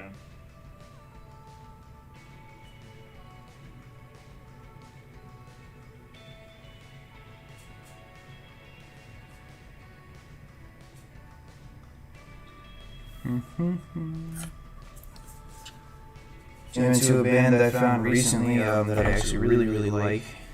And I forgot the name again, so let me pull them real quick. I have a whole album saved by them. Their name is Pink Shiny Ultra Blast. Okay. It's a weird name, right? That's interesting. They have a 15-minute song called Songs. That's really good. Really? Mm-hmm. I like their style. Yeah. Already, I don't know what they're trying to say or what the heck they're even doing, but I like it. Yeah. I like bands like that. We're kind of like, I do too. what's going on here? But Or are you going to the punk flea market in Philly? No, I can't. I have the COVID test at 10, and then That's I'm right. heading down to DC area. For some reason I thought you were going to go to that. I thought about it, but I'm gonna be so late getting out of my COVID test to run down and then, pick up Jen and then run all the way to Philly would be not. Yeah, not viable. No, heck no. Yeah, I'd be late, so no. I did enough yard sailing yesterday and today. That went well? I spent enough money. Yeah. I spent less than $35 in 2 days. And Good. I probably got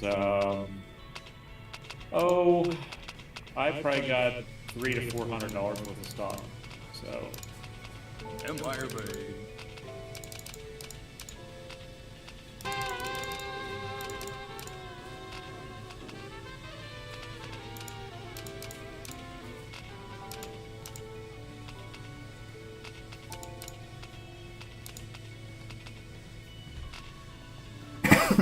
Dude.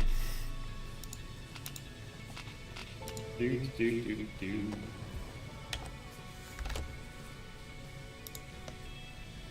We are almost a third of the way through, ladies and gentlemen. Thank you for being here.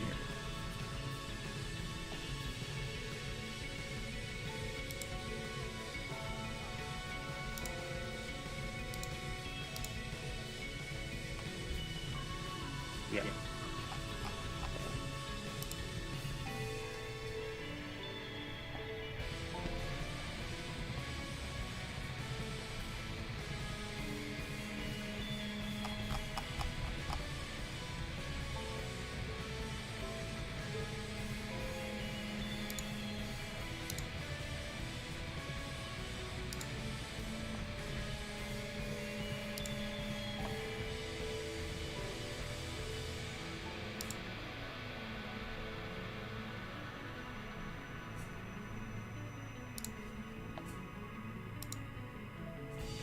All right, how late do you plan to be on?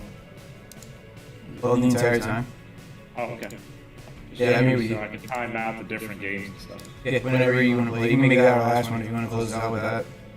That's what I was thinking, but I wanted to make sure you go. Yeah, or that'd be kind of cool. That's like what we always play, like our regular thing. So they can, yeah, that'd be cool. I'm just every, I guess I'm kicking the stream live, just hanging out with everybody. Right now I'm waiting for War Rice to get back in the gear. Yeah, I'm not really concerned about what I'm playing right now. I'm just here. So, Yeah, that's all that matters. hanging out. That's Hanging right. out.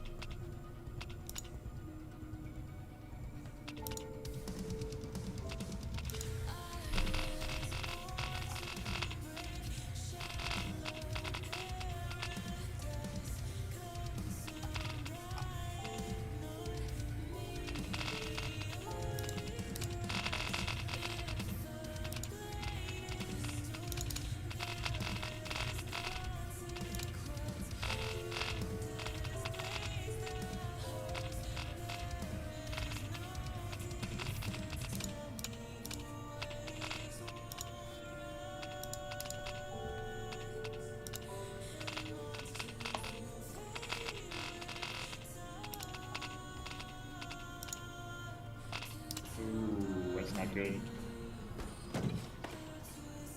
That's not good either. My first mission is stuffing a body in your trunk. Oh, nice. Yeah.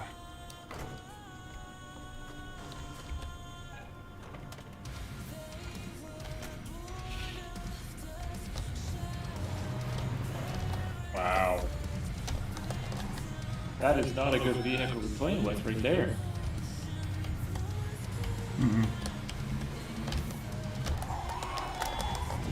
The police want to arrest me for what? Did they see me put a body in the trunk? Not They're good. just gonna frame you. Yeah, probably.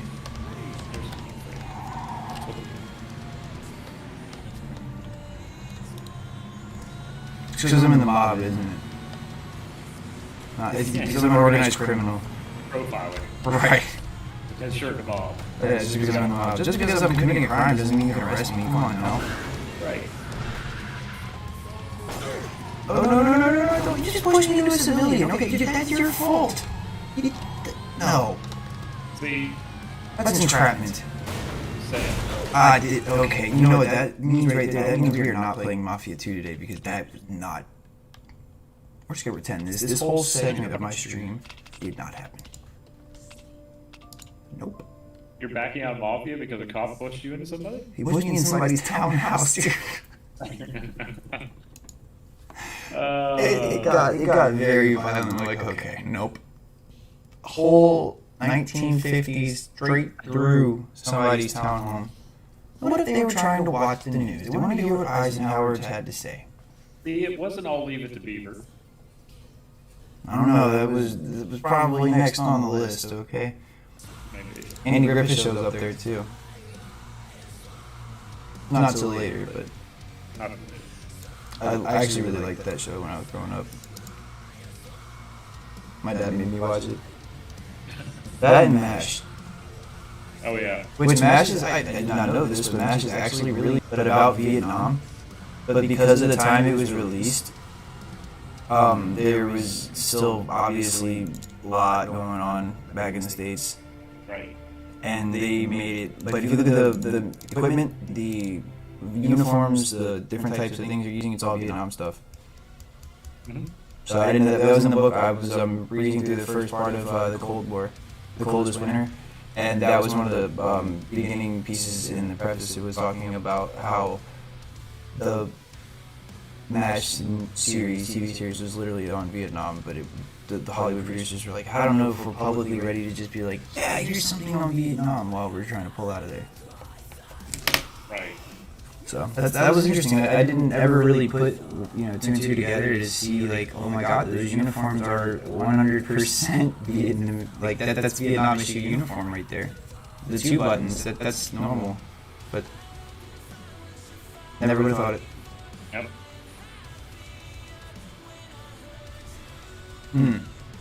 Speaking of Vietnam, I might play a little bit before too long. You won't play that game, I understand, but Oh, this is great, guys. We're all bunched up in an alley. This is not how I wanted to I go. wish that person was better so you could play that game. Yeah. But you know what? It's nice of you to actually be, that into it where you want to do it. It's awesome. Yeah, it's personal preference, Huh? So I don't play Call of Duty or anything like that right now because of everything going on in that studio. So, but that's just me. Well, then you can play the new one that's not in that studio. Vanguard. Oh yeah. That looks awesome. I'm so excited for it, dude. It reminds me of old school Call of Duty. Like, you remember Finest Hour? Yes. Where you play as that girl sniper? That's how the teaser trailer made it look like you're gonna do. Because it's got North Africa back in it again. It's got the Soviet Union, or let's see, you got Russia where you're in like Stalingrad, and it's got the other portions of Japan now with airplanes. That's right. So I was like, Vanguard's gonna be the move. And what I could consider doing, and it's up to you too, if we do play any Call of Duty, would be a co-op campaign, because you can do the co-op campaign on this one. So we could do a co-stream, but we'd be playing the same campaign together and like teaming up on the same campaign instead of doing that multiplayer stuff all the time, and do a World War II campaign, run like a mission or two a night or mission two a week or whatever we would do. Just on the game stream, that would be kind of cool. Follow a World War II story. Yeah. They have the original old school Call of Duty now on Steam that you can do that with too, like the World at War, and then World War II, the actual Call of Duty World War II. I got both of those because I did that for a little bit. Oh, nice. Mm-hmm. Just an idea. I like throwing out ideas, you feelers, if you will. Yeah. I don't mind that at all.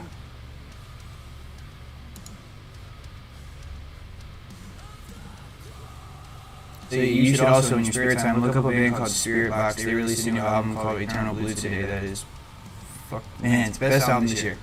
I have to say that, yeah, by far, best album this year.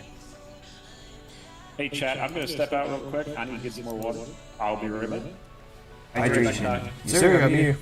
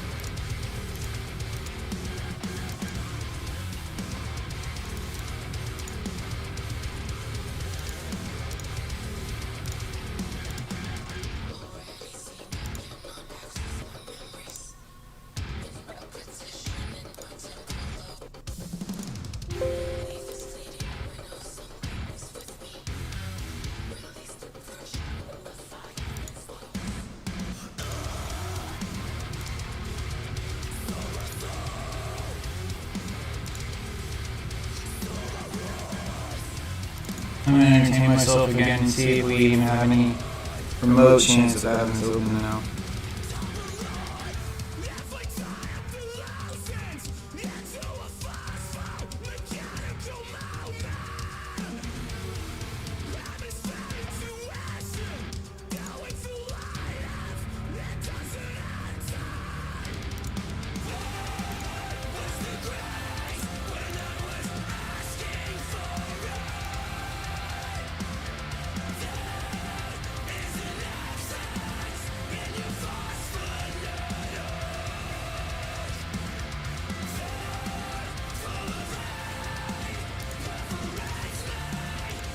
I'm back. Welcome back, my friend. Thank you. Need to get some more water. Stay That's hydrated, really dude. good. Ooh. I got back just to watch my teammate get blown up. Joyce in life, I think, right? Whatever they call it. War of Rights is starting when War of Rights comes back on, man. They decided that for some reason they couldn't get their server up and their servers aren't actually working, so we're just checking back in every now and again trying to see if it's starting. Today's the perfect day to do it, and they did the 159th anniversary update today, but the update crashed the game hard and they can't even get the server going. They just put an announcement out. Yeah, that's crazy. All of the servers are off. Well, the test server's back on. It's got 68 people in it. I'm gonna check it out and see if this works. Can't promise we'll be in here for a long time because it kicks me off every time I go in here and play for a little bit. But Couch Surfer 999 is coming to us from Brisbane, Australia. oh, Med Bay, hope you're doing good though. There we go. Alright, here's what we're gonna do. They don't have a passcode for it.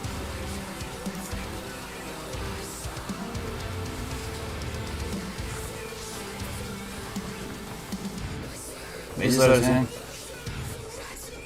It's a test server, I believe.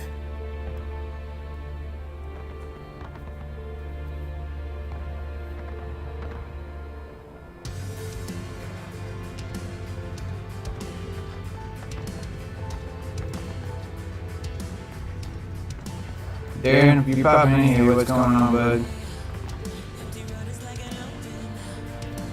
I'm ready for tomorrow, Darren. I'm excited, man.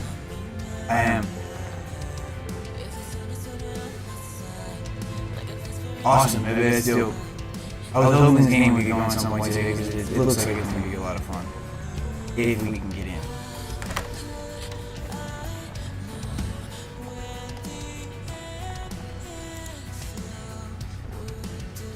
You guys are just now joining, whether you're on Facebook, whether you're on YouTube, whether you are on Twitch. Thank you guys so much for joining to help me celebrate Tattoo Historian in 6 years of brand history and making it accessible, making it fun, and making it awesome and inspirational. A whole bunch of stuff. All of it good and beneficial and fun. For the celebration, thank you for having us here. John, thank you for being here 6 years, man. It's awesome.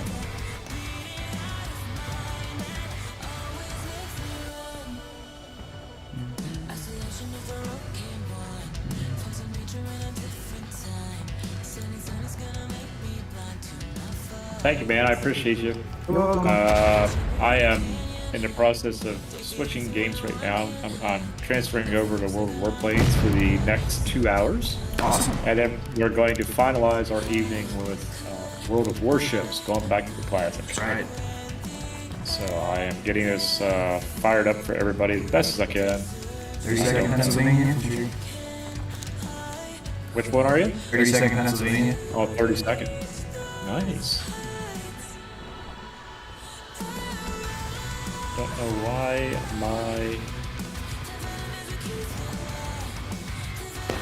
Don't know why this won't capture it. It's interesting.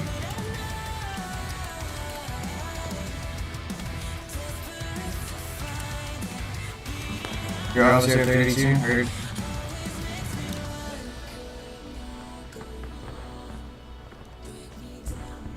How long do you think they're gonna give us to play before I they don't know get why, servers out?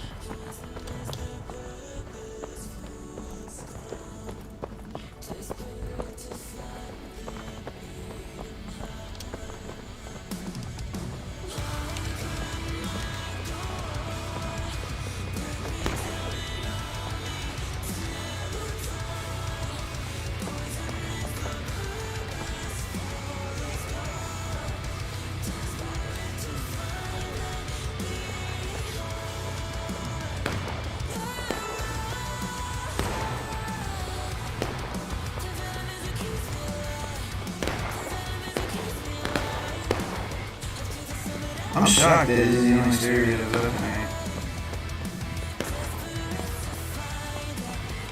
It's starting to populate now, which is cool. Maybe we'll have some, a couple hours being able to do some around campaigns to us. This is Romer. That's awesome. Dude, it's so cool to have gone over and been able to pop in and check or look at this real quick. It's a bucktail drummer. Oh, really? Yeah, that's cool. I think you would want to see that. That's really man. cool. Here we can come in here, I'll show you. There you go. Let me pop in off my phone. This is F12 them. I'm getting as many screenshots as I can. Hang on 1 second, my buddy wants to see your bucktail. You got a bucktail on your hat, it's awesome. There you go. Oh, where are you on? You want the whole buck? Yeah, we're at, I have to look at this. What map am I at? We're at Eastwoods. So we're starting the whole campaign. I'll be there in a second. I'm working on the game capture right now. You're I'll good. be there in a second. You're good, take your time. I don't know why this thing is not working right. I'm gonna have to restart the World of Warplanes because it's like not wanting to play nice right now. Story of my life. Yeah, I know. I'm surprised we're ready to do with being. Oh, did my guy go away? It's okay, I took a screenshot of him. Oh, okay. And I think the game's crashed again. Dude, your rate, like your frames per second, looks really good. Thank you. Yeah, it looks better than it was like a few weeks ago. Oh yeah, that's what it's looking like now. Yeah, it looks great. There was a thing I was realizing I think I was doing wrong. Ah, It's gonna look bad in a second because the game just crashed. I think the server went down again. oh no. Well, speaking of crashing, I'm trying to fire up World of Warplanes. So We'll see if we can get in the game here shortly. Rights is not having a good night, is it? No, it's not a very good Antietam anniversary for Warp Rights.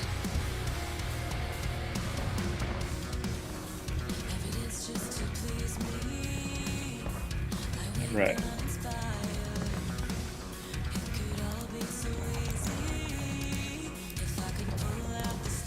I don't know why this thing isn't going to allow me to,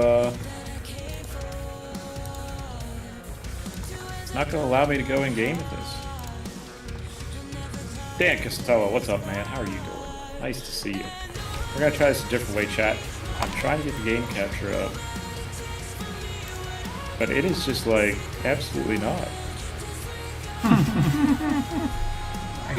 There we go. There it is. Now we're ready. See, Dan Casella comes in and the world is fine. See that, buddy? Here you go. Welcome to World of Warplanes. I'm no Top Gun, but let's see what we can do.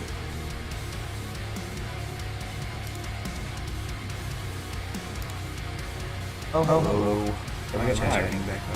Well, I really don't have a lot of aircraft, do I? It's like, where's all my aircraft? Alright. I really need to get some new aircraft here. I thought my game crashed too. Did it really? Yeah. Oh man. I better check my settings. Medbay's game crashed as well. He was in there, he was the officer, and then got 30 seconds. That's right, Dan. Like Carney, here to save the day. That's right. Good old Phil Carney. Good old Phil. He's New Jersey, right? Yeah. Jersey had a bad day today. 159 years ago, specifically 13th New Jersey. Not a good day. Don't tell Dan that. Oh, I just let them know they tried their best. East Jersey fought and put something on the battlefield. You know who had a bad day too? Parker's battery. Yes, they did. They darn near lost the entire battery today. Yeah, they had a really bad day today. They did. I say the 13th New Jersey because if you come to our battlefields here, whether you're at Fredericksburg, whether you're at Chancellorsville, there's something to do with New Jersey almost everywhere you go here. Specifically, that's the 13th, the 15th, 23rd New Jersey. These guys literally give their all, like out of every regiment, I think, in these battlefields. And they deserve monuments. Those guys fought hard. Shit, man. Like, those are some tough fighting boys. Oh, yeah. They may not fare the best. That's what I think about Parker's battery, too. Like, they get crapped on everywhere they go. But when they go into those positions, they fight like hell. And they come out a very brave. I don't know, brave is the right word, but crazy. Seriously, like some of these like Marie's Heights, especially on the second battle of Fredericksburg, where they're captured. Oh, yeah. Count me out. Dan says 13th got spanked with a capital S. Yeah. They got whooped. They were put in a bad spot though, you know? They weren't in the greatest area. Not that there was a great spot to be in Antietam. If you said, where's your great spot? You know, you have an untried regiment, and I don't blame them for this. I've heard a lot of people get blamed and kind of crap on the regiment for it. But there's a group of boys, I think they're a New York regiment, that get hit with cannonball overhead. It doesn't explode on them, but what it does is explode into a beehive and sends angry bees at the regiment. The regiment takes off running. Not from bullets, but from bees. I would be the same way. Not gonna lie, Chief. Oh, yeah. If I have a bunch of bees coming at me, like, I'll run towards bullets. No, those bees are the last things I want to hear me. Yeah, I don't want that crap. I'm scared to death of bees. Me too. I don't want to be around. I got a big fear because my baby brother, oh, not baby anymore, my little brother, poor thing, this scares the hell out of me still to this day. He had a friend that lived behind him, or behind us, I shouldn't say him, behind us. I can sail him to me there. And there was a share that he sat in. I don't know why all of a sudden the share needed to be the hive of bees in this entire country, man. Oh, no. He was wearing shorts, okay? And he stood up, and I looked down at his legs, and there was no skin left at all. all I could see were beasts in his leg. I mean, obviously the skin was still there, but you couldn't see his skin because it was covered in yellow jackets of all things too. And when you see that, your first thing to do is run. Yeah. He screamed and ran down the hill into the house. Brought bees inside with him. Oh. And my dad was pissed. He's like, go back outside, get stung out there, not here. It wasn't being mean. He was like, but that's it. They're trying to read the paper. All of a sudden, my brother comes in an entire hive of yellow jackets. I mean, yeah, you don't want him inside. You kind of got to get him out there no matter how bad it's. It's going to suck. We're going to have to smack him off outside. That's right. Yeah, ever since I have been very reluctant to wear shorts. Seriously, I mean, I've been holding this pretty good. A hole in my engine. Yeah, no, I'm like, I'm good. I'm not going to be the one able to wear those shorts, sorry. Yeah, no. Not me.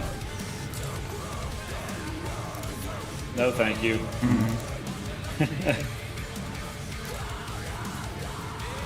Well, this round of World of Warplanes has not started off too well.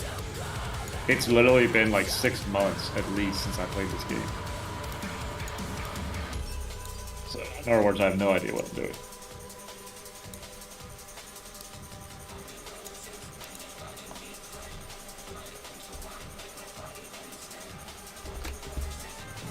Alright. Go.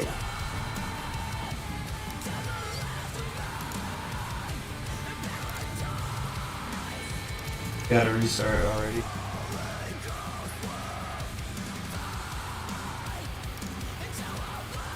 Why are we starting? Let's check Warbrights again. Might as well. Oh man, what a move. What a move.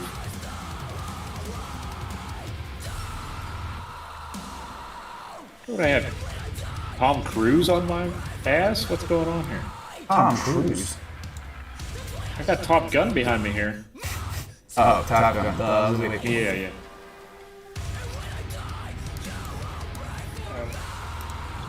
Nope. Air brake.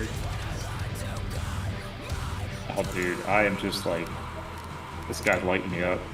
I can't get a shot.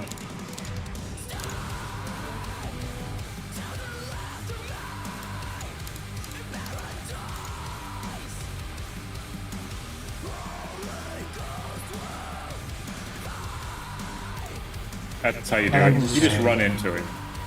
Okay, so this is in a weird stream where we've just been talking and hanging out, and I haven't actually had a chance to get in here and play anything consistently yet. If that's all this is for 6 hours, hey, dude, we've done something. I feel like I've done something constructive, man. That's all that matters. You did. We celebrated together. That's right, man. I got to hang out, which is fun. Even if it's like the world of COVID, that this is our hangouts nowadays. It's not as preferable, but I'd rather be on top of a little on top right now. With a good cigar, that would be cool. Oh yeah. Probably good weather for it too. Go to Lincoln Diner and get a freaking chip beef or something. That'd be good too. Yes, it would. Oh man. Oh man, I just got blown out of the sky. I did goose myself, Dan. I did. Dan, Pants will save you from angry bees. Got chased off the field at Gettysburg during an MPS program. Yeah, ants are totally period. Dude, they're not nice either. Ants are horrible. I'm wondering raccoons are mean too. Oh yeah, raccoons are. I hissed at one last night. I was outside my balcony and it started coming closer to me like a stance that I didn't like. I wasn't comfortable with. I went inside, man. Wait a minute. You hissed at one? Dude, hissed at me first. Oh my god. Dude. I don't know what to do. I was like, Dad, give away. And it came closer. I was like, nah, that's not what you're supposed to do. Like, go that way. Don't hiss at nature. Lesson learned. Lesson learned. Yes, lesson learned. And you did this sober? Unfortunately, yes. Wow. Okay. Do everything you're sober, man. I haven't had anything this week, unfortunately. That's good for you, man. Oh, that's just unfortunate. I have some beer in my fridge, but I've had that since late August. I just Yeah, and I still have all four. It was a 6-pack. It is a 6-pack of chocolate peanut butter stout. But I only had 2 Oh of my those. god, that sounds terrible. It's actually pretty good. Coffee with chocolate peanut butter on it. It's good shit. Oh man. But I've really been on this kick of drinking Pepsi recently. That's actually my guilty pleasure between Pepsi, coffee, and water. Yeah. And there's a Coke cherry vanilla. That's good stuff too. Huh. Like, I want to start doing my brewery stuff again next year. I'm gonna do it next year once I can at least see how I ride this year out. That I've shown myself that I have what they call moderation and control. You know, Right. Like I'm fully capable of having a beer or two. I had considered tonight even having a Stella or two tonight because I just like I've been doing so well without having a bunch, but I haven't had one yet. Huh. I was gonna start tonight, but never got it. That's how cool it is, man. Like, it's like a year ago, I would have just. But then I realized, too, more so, was it really alcoholism? Or was it really something that it was, like, literally really wasn't something? Oh, there was something there, of course, yeah. But Yeah. it wasn't to the severity that it was made out to be. Yeah. It's cool. Like I said, anything it was a lesson to me that I didn't have control, or I was leading myself to a road where I was not going to have control. I've proven myself throughout this year that I very well do have control of what I do. Yeah. Meaning that I do also have accountability for what I do if I mess up, because I had made the observation and decision that yes, I do have control. So if I say that and if I do something, I can't blame it on stuff like that. I have to be very accountable, and that's cool. That's one thing that's helped me as a person. A little rant there, sorry. Oh, yes. That's what happens when raccoons hiss at you. You see your life before your eyes, and that comes out. That's right. That's what happens when you hiss a trash. Learn people. You'll start doing self-therapy and stuff if you don't. You should probably do self-therapy anyways, though, if you need it. I'm not gonna lie. It's good for you. Yeah. That's what they say. How's my wing damaged already? I just got here.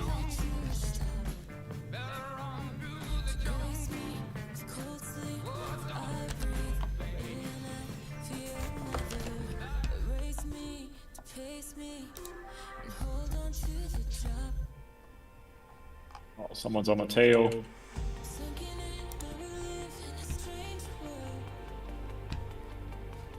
Folks, if you are a fan of rock music and the good old metal music, I cannot stress enough a need to go listen to Spiritbox's new album, Eternal Blue. Beautiful, beautiful, beautiful. If you ever heard of a band that wrestled a bear once? It's Courtney from that band playing. She's the vocalist of this band too. They matured very well. Wait, she wrestled a bear? It's the band's name. Like, she might as well, dude. Her screams are incredible. She's like the most badass front person of a band ever. She can scream better than most of these big tough guys can. It's cool. You hiss another trash panda, you're gonna be screaming. That's right. Exactly. I was gonna be his friend at first. I didn't even want to be a butthead and do that, so I was like, okay. Yeah. But then I remember what happened in Elf when he tried to hug a raccoon. He did not get too far with that. Right. It mauled him. Right. You remember what happened in Tropic Thunder when there was a panda? I wouldn't hug a panda. I would run. That's one of those bears are my biggest fears. Really? Yep. Because hippos would be mine. Yep. Thank God I don't live near a hippo. That's why I'm happy about that. Yeah, I'm not into that. Nope. Have hippo land yourself. You put those chances of being killed by a hippo in your favor. I'm not doing that. Sorry, Chief, this ain't it. It's not how I want to go out. Nope. That completely goes against my plan of living another day. Because my life, it's not even like, your odds are good, it's my luck, dude. If it was gonna come up and drop kick me or something, not drop kick me, but like... Yo, okay, honestly, if the hippo drop kicks me, you can, I'll take it. I want to see that. Yeah, I'll take it with the team right now. Like, I have Johnny that's Knoxville, a local low jackass. nature. There you go, right to Johnny Knoxville. Yo, one last stunt, man, before you go. That's a law of nature that, oh man, I just tossed over a bunch of stuff. Getting gored by a rhino. Yeah, that's a law of nature that I want to see, like, go down. Have you seen the video of the kangaroo and the dog? Like the kangaroo's like attacking this guy's Yeah. dog, and the guy goes in to save his dog and like straight up punches the kangaroo in the face, and the kangaroo squares off with him. Yeah. That was great, dude. You don't mess with kangaroos. No, you do not. They will square up back with you. I'm like, nope. Yes. If the animal squares up with you, walk the hell away. If I have to take an animal to a bar fight, it's gonna be a kangaroo. Yep. Especially in Australia, that thing's gonna be a very serious fighter too. Those people, I have people like kangaroos are people. I guess they are people because they're standing on two legs and punching. They have muscle mass. See, I'm thinking they're humans now because nah, I'm not fighting penguin. Penguin. I'm not reading anything and saying it again, dude. I've done that, and my greatest excuse for doing that is that one day I was asking and getting ready to make a peanut butter and jelly sandwich as I was writing something down about Joseph Hooker. I wrote the quote from the I'm Still Fighting Joseph Peanut Butter Hooker, and I was like, wait, what? Joseph Peanut Butter. So yeah, there was, and dude, I felt so bad because it wasn't even like a joke. I was so serious in writing that. I looked at it and I'm like, I can't throw this piece of paper away. So in my Duffy files, I have a little piece of paper that just says Joseph Peanut Butter Hooker. It's an order of battle that's supposed to be started in order of battle, and it stops with Peanut Butter Hooker. That's fantastic. Thank you. Uh, I was consistently turning red in front of all of my fellow interns because that's something that would not stop being said. I'd walk around and I hear just these words Peanut Butter Hooker uttered, and I'm like, God darn it. Like, I know what that means. To the untrained Civil War historian, to just hear the word peanut butter hooker, that's a little, like, eyebrow raising, right? yeah, you spent some time in downtown Fredericksburg after midnight. Peanut butter. I don't. I'm in, actually kind of, these days I'm in bed by 9, man. Or like, at least I'm in bed in my room and in the house. It's rare what is happening. And sometimes I want my blanket by 10. Dude, I'm up till like 1 o'clock in the morning. And I'm I back used up to, in front of like all the time. Used to do it. And I mean, I'll probably be tonight because I had a lot of coffee today. I woke up these crazy knocks on my door. I'm like, what the hell? I'm like, oh, I forgot they're coming to do the filter inspection today. So I had to wake up and I was like, waking up to them just like testing the fire alarm and all that stuff. And I'm like, gosh darn it, I'm going outside. I go outside and they're cutting the grass in my backyard. I'm like, are you kidding? You're turning into an old man. You just want I went quiet. inside and put my head down, turned on the news, and drank coffee at the couch. I was just thinking about what is my life becoming with a smile on my face, because at least this is my problem waking up now. Yeah, you got a nice apartment out of the deal. Yeah. That's okay to have that issue. You got a nice apartment, you got a nice setup for your live streaming, you're good to go. And yeah, like I said, man, it was a good feeling. Silver lining, Yeah. it's a real thing, guys. You should find Yeah, it. It's in your cloud somewhere. that's right. Alright, we haven't won one battle yet in this game, so we need to get on this. My flying skills have seriously deteriorated in 6 months.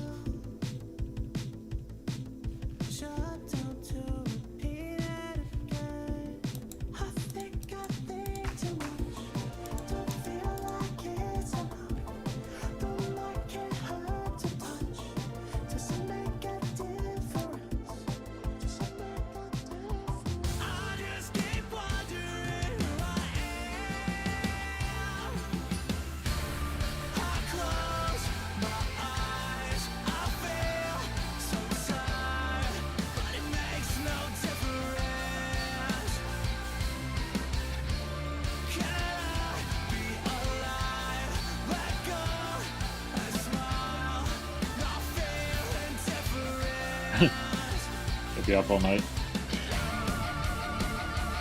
Oh.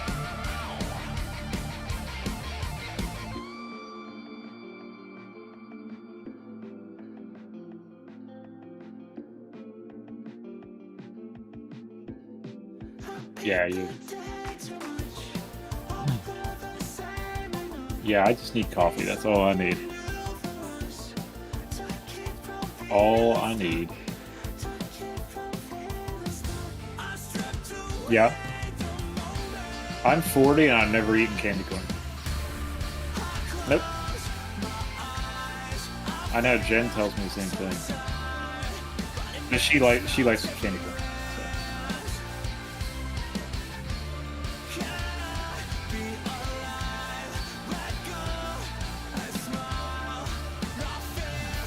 Chat, what are your thoughts on candy corn? What's this guy out? What's this guy out?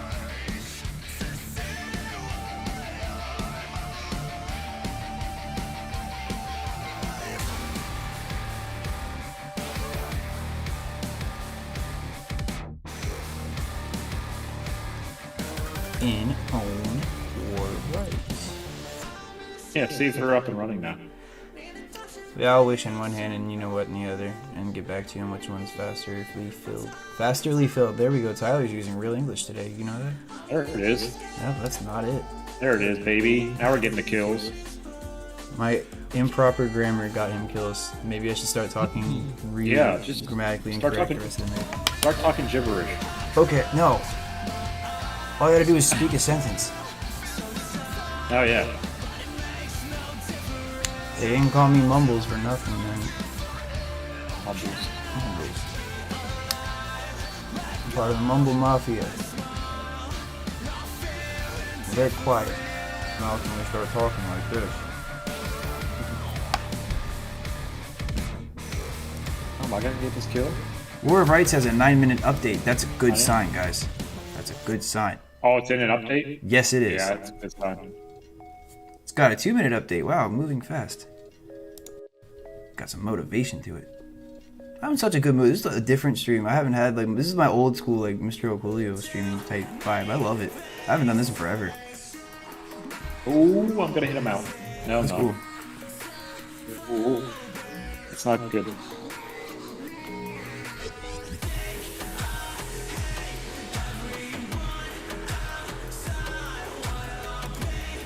And back. Oh, come on, that was the kill. Alright, I am now back on the stream. You see it works. Yeah, let me know. War of Rights is doing its thing. I don't know what to do with my hands either. It's just waiting on that to go. A lot of people are popping up on Twitch too. You guys go, if they're on there, go check them out. I've got like 4 back-to-back notifications about friends of ours or affiliates to this page going live, so go check them out. And more importantly, Bad Historian's been on here for 6 whole years. 6 is a lucky number. My daughter is 6 months old tomorrow. Oh, really? Yeah. Wow. Yeah, I feel like a stupid though. Yesterday, I was like saying, wow, I can't believe she's in 7 months. I was sitting here thinking she's 7 months tomorrow. I feel like an idiot. My mother corrected me, thankfully. I was just like, good grief, dude. I was like, how the hell? This is why I did not pass my... Where did I get 7 from? But go ask me the, like, you know, who's breaching battery 11 over there on the side of the We're unicorn, mad. and We I can can start. start Yeah, I'm like, what sense does that make?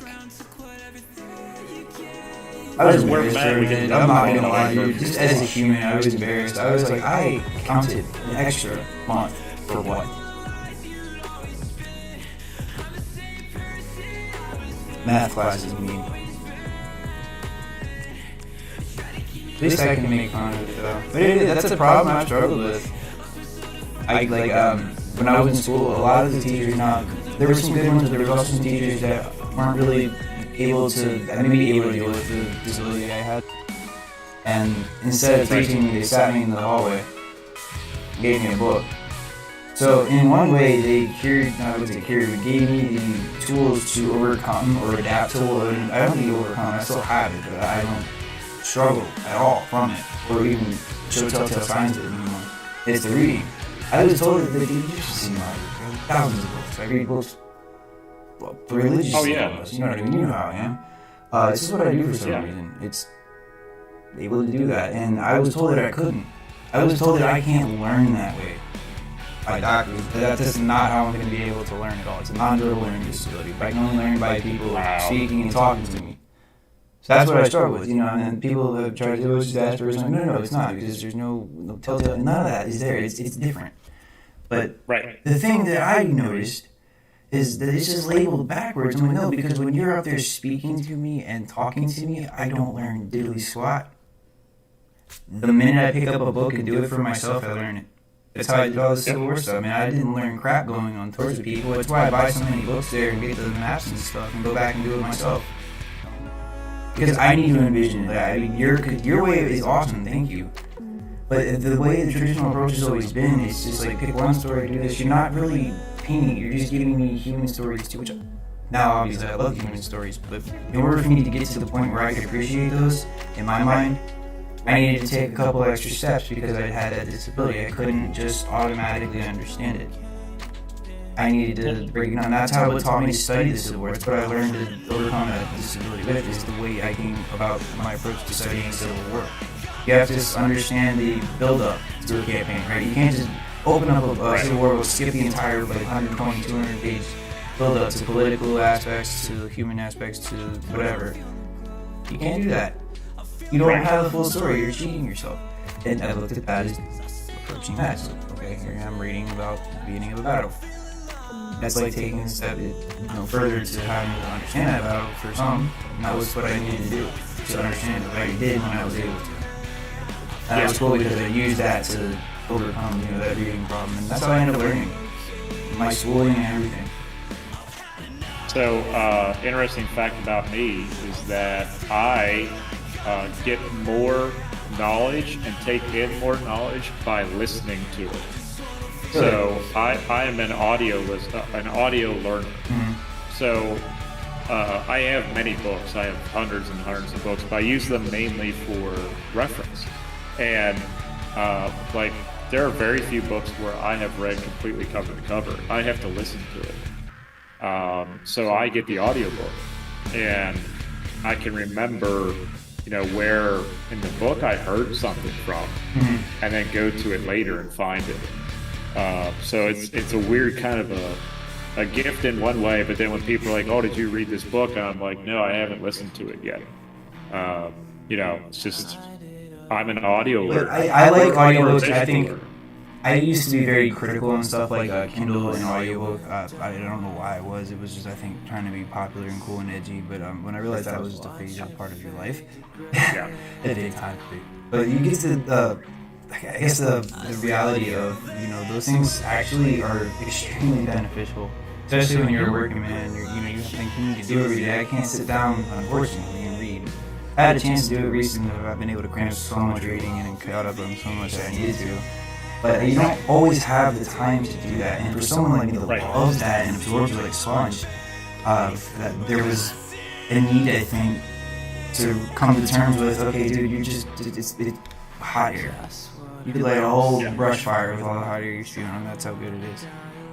The last book that I read cover to cover was 2 years after the previous book I read cover to cover. So I went 2 years because I have this thing where I have to read like 3 things at one time to stay focused. And I read Kent Brown's book on Mead. And I was engrossed in it because I like his writing, and I am a person who was never harsh on Meade as a commander of Gettysburg. And so I wanted to see if,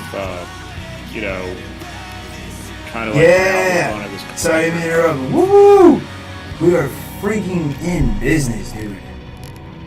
Are you in? That is the most excited I have been. We're going to Anderson's Brigade Open Server. We are at Hagerstown Turnpike starting an entire whole night's campaign round of Antietam. Yeah. 119 out of 200. Man, we're in for a treat.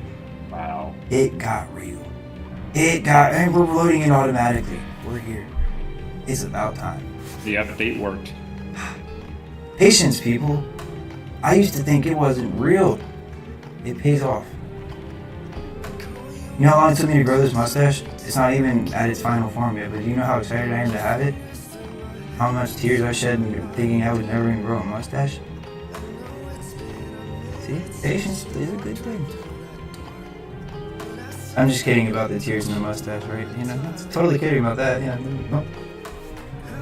Didn't want a mustache that bad.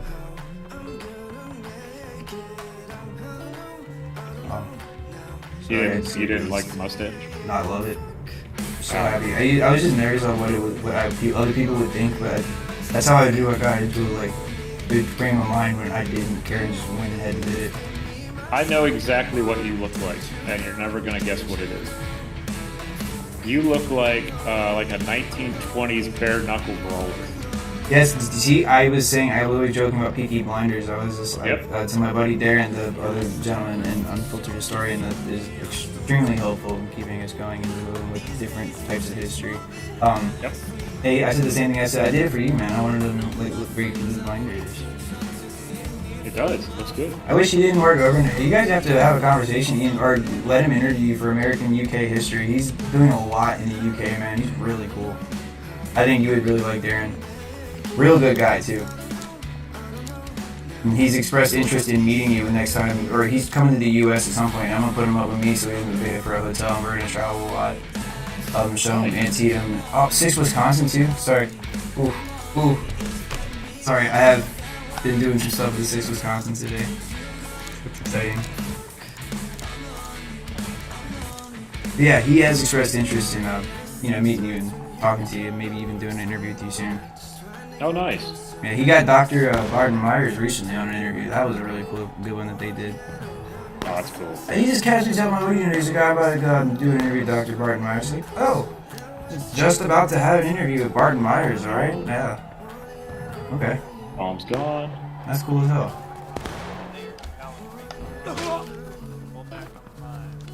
And I spawned into somebody taking a mini ball to the face. That was traumatizing. Like, very much so. Nice update. Very graphic update.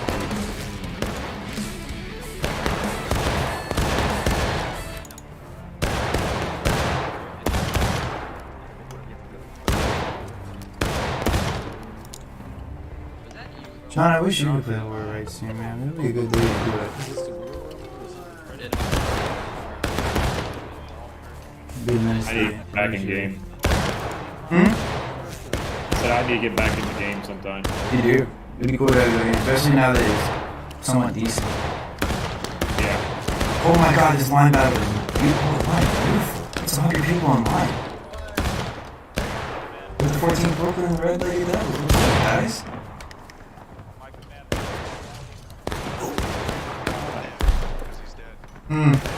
So open field battles with 100 people online is disgusting.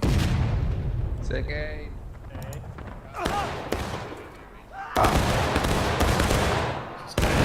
I'm sorry for the reactions. I just haven't played any line battles before. We have been in Antietam, not in an open field though, with another opposing line. Okay, it's not about how big your line is, it's about how you use it. We use it good. We just kind of closed the door on like Chamberlain would do. And we're jumping over Virginia Railroad fence right now to smack rebels in the head. That's what we're doing. There you go. Take Dunk Church. Oh god, I'm gonna die. I'm gonna die. Air break. I'm gonna die. Maybe get air horn so I can just like launch an air horn on running through this line. Have a little John in the background screaming, yeah. Oh dude, I used to hate people who play that in War of Rights, but they'll do stuff like that. They'll be charging and Lil Jon will be playing with you while you're charging. Yeah, man. Let's go. The culture behind it is interesting. Dude, I'd be playing Bob Belcher's Oh My God the entire time. You ever watch that show? No, but Oh, you gotta watch oh my god. Bob's Burgers. I love that show. One of the funniest things I think was there were these two soldiers, one was Union, one was Confederate, and they were both aiming at each other, and we noticed them in spawn because we were spawning and trying to talk about what we were going to do, and they were there for 2 minutes, and when we started running up to them, we started slowly hearing the Titanic theme, My Heart Will Go On, very slowly, and when it got to the climax, they shot at each other. And they both freaking died at the same time. They hit her like high note. It was the most beautiful thing I've ever seen in War of Rights. Wow. Next to two soldiers coming to stab each other, and when they went to stab each other, a shell burst in between both of them and killed them both. Oh, that's beautiful. I was like, look, they died together. That's poetic. It was. That is poetic. It was very beautiful. There are moments where you just have to, like, I don't know if I regret this. But where was the day we were at the auto sheriff farm? Like you can go inside the buildings now, which is really cool. And there's a bathtub. Okay, I was drinking back in this day. This explains probably a lot of it. And for some reason, I got this idea that we needed to protect the bathtub. And I was given command of the 30th Virginia Regiment, which had 122 active players at the time. So it wasn't a little group I was with. I was commanding a lot of people there. And you know what order I gave? Abandon line and meet me in the bathroom. I had 50 Confederates inside of a bathtub pointing their guns at the door, and when anybody would open the door, whether they were rebel or Union soldier, we would shoot them. And we would convince people to abandon the battle and, instead of violence, choose standing by the tub. And they did. And the Union got pissed because they kept trying to come in and get us, and we had everybody trained at the door. We were zapping them as soon as they opened the door. And we built an entire Discord, and like, I mean, we had 60 people for 2 weeks. It didn't last 2 weeks, but it did that 2 weeks. We had a Discord that people would join in, and we literally just go to that map and sit at the tub and talk. Yeah, there's alcohol involved with it. Yeah. Definitely. I got in trouble with my regiment because I'm supposed to be commanding 30th and doing war games, and I'm over here in the tub, and I'm like, I'm sorry, gentlemen. So we had to change our names so that we wouldn't be associated with our regiment when we did that.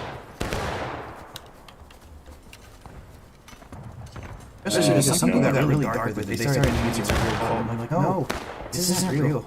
It's bathtub cult. Yeah, they're playing like Undertaker music from WWE and stuff. And Oh like, my god. just horror movie soundtracks. I'm like, okay, nope, we're good. We're doing seances and wars. Stalling. Ooh, Stalling. I had you up on YouTube. Oh, thank you, man. Yeah, man. Of course, I would have to, kind of, you know. Numbers up? Freaking deal. Oh, my. Coming down this guy. Are we shifting right? What are we doing? Oh, nice black hat. I have one too. We're the Iron Brigade. Or to some people, they call. Oh my god.